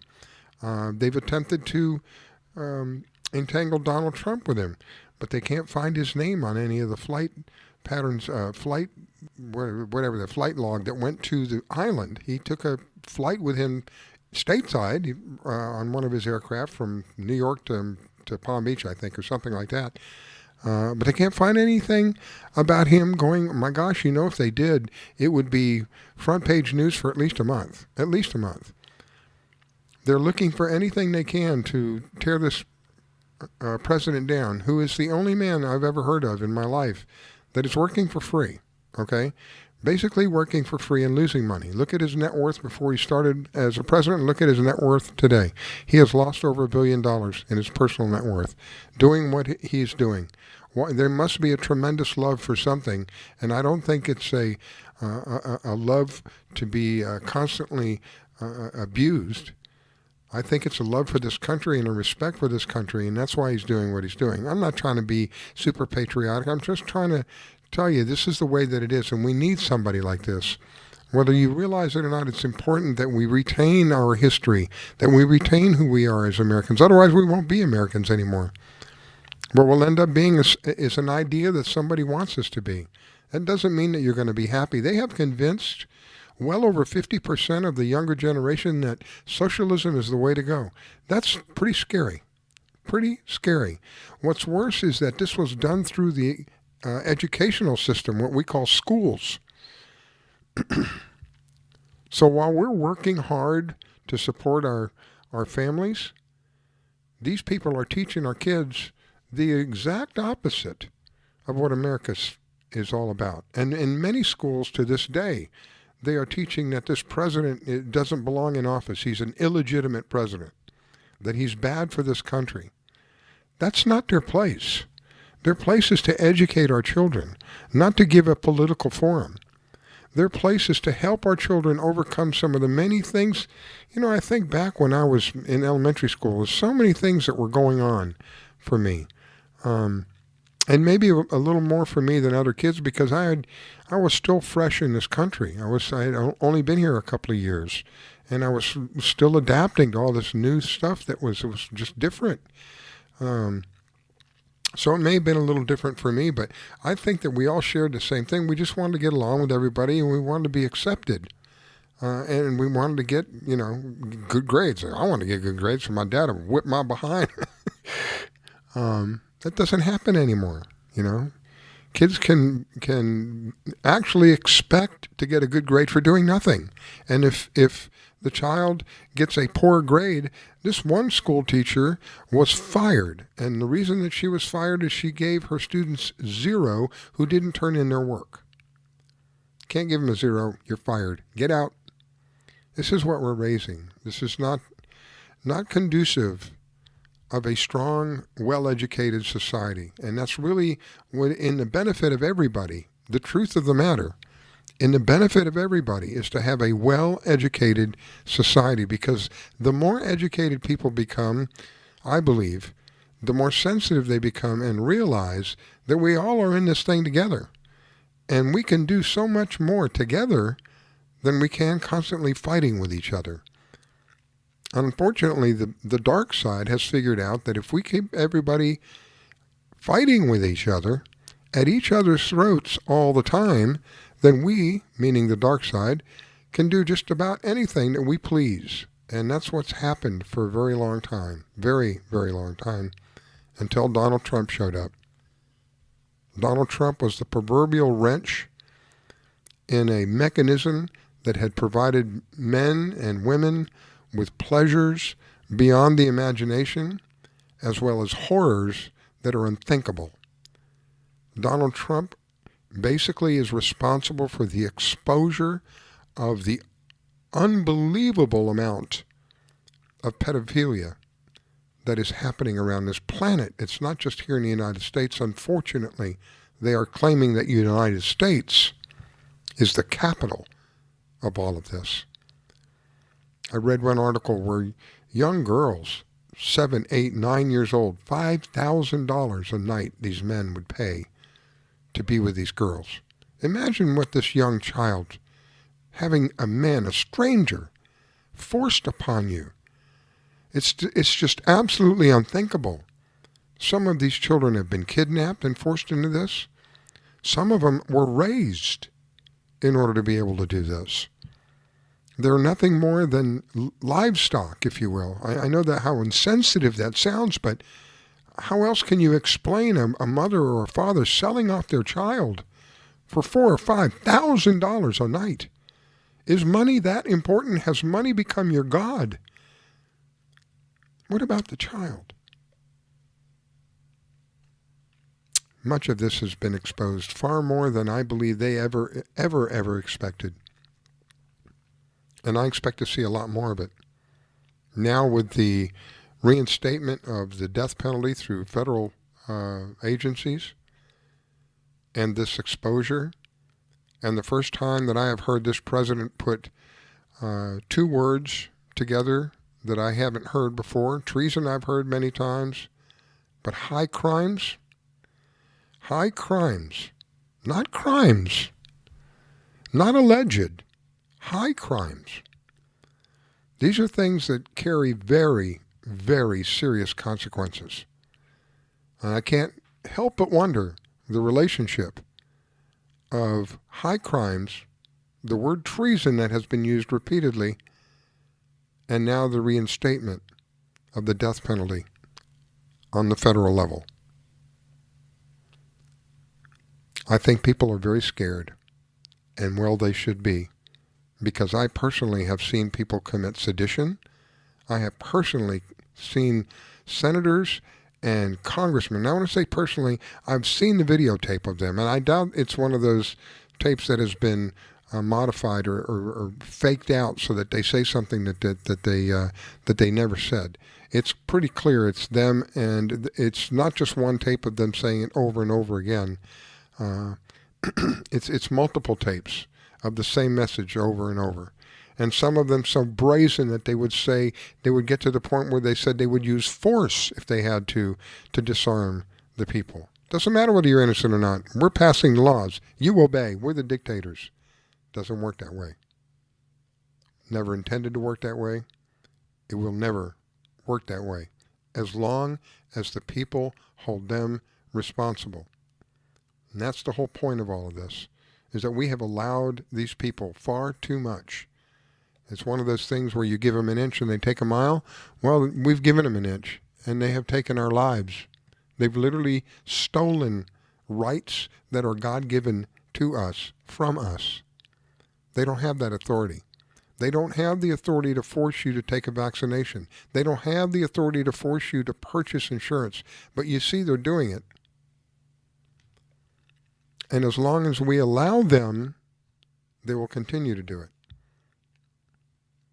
People must realize that together we can accomplish so far more than we can constantly fighting with each other. Hope you have a great evening. I'll be back tomorrow morning doing the fishing show. I'm a glutton for punishment. I'll be up till about 1 o'clock tonight and then get up at 6. 6 o'clock tomorrow morning to do the show. But I do love fishing. Fishing was a very important part of my life. Helped keep our family together. Our families are under attack, you guys. We got to do whatever we can to keep our families together. The best thing that can happen for the dark side is to break up the families, because the next thing will be our country, because our country is all about families. That's part of the American way. If we don't have that, then, what do we got? Have a good night. Take the red pill, take the blue pill, take the red pill, take the blue pill. Take the red pill, take the blue pill, take the red pill, take the blue pill. Take the red pill, take the blue pill, take the red pill, take the blue pill. You take the red pill, and I show you how deep the rabbit hole goes.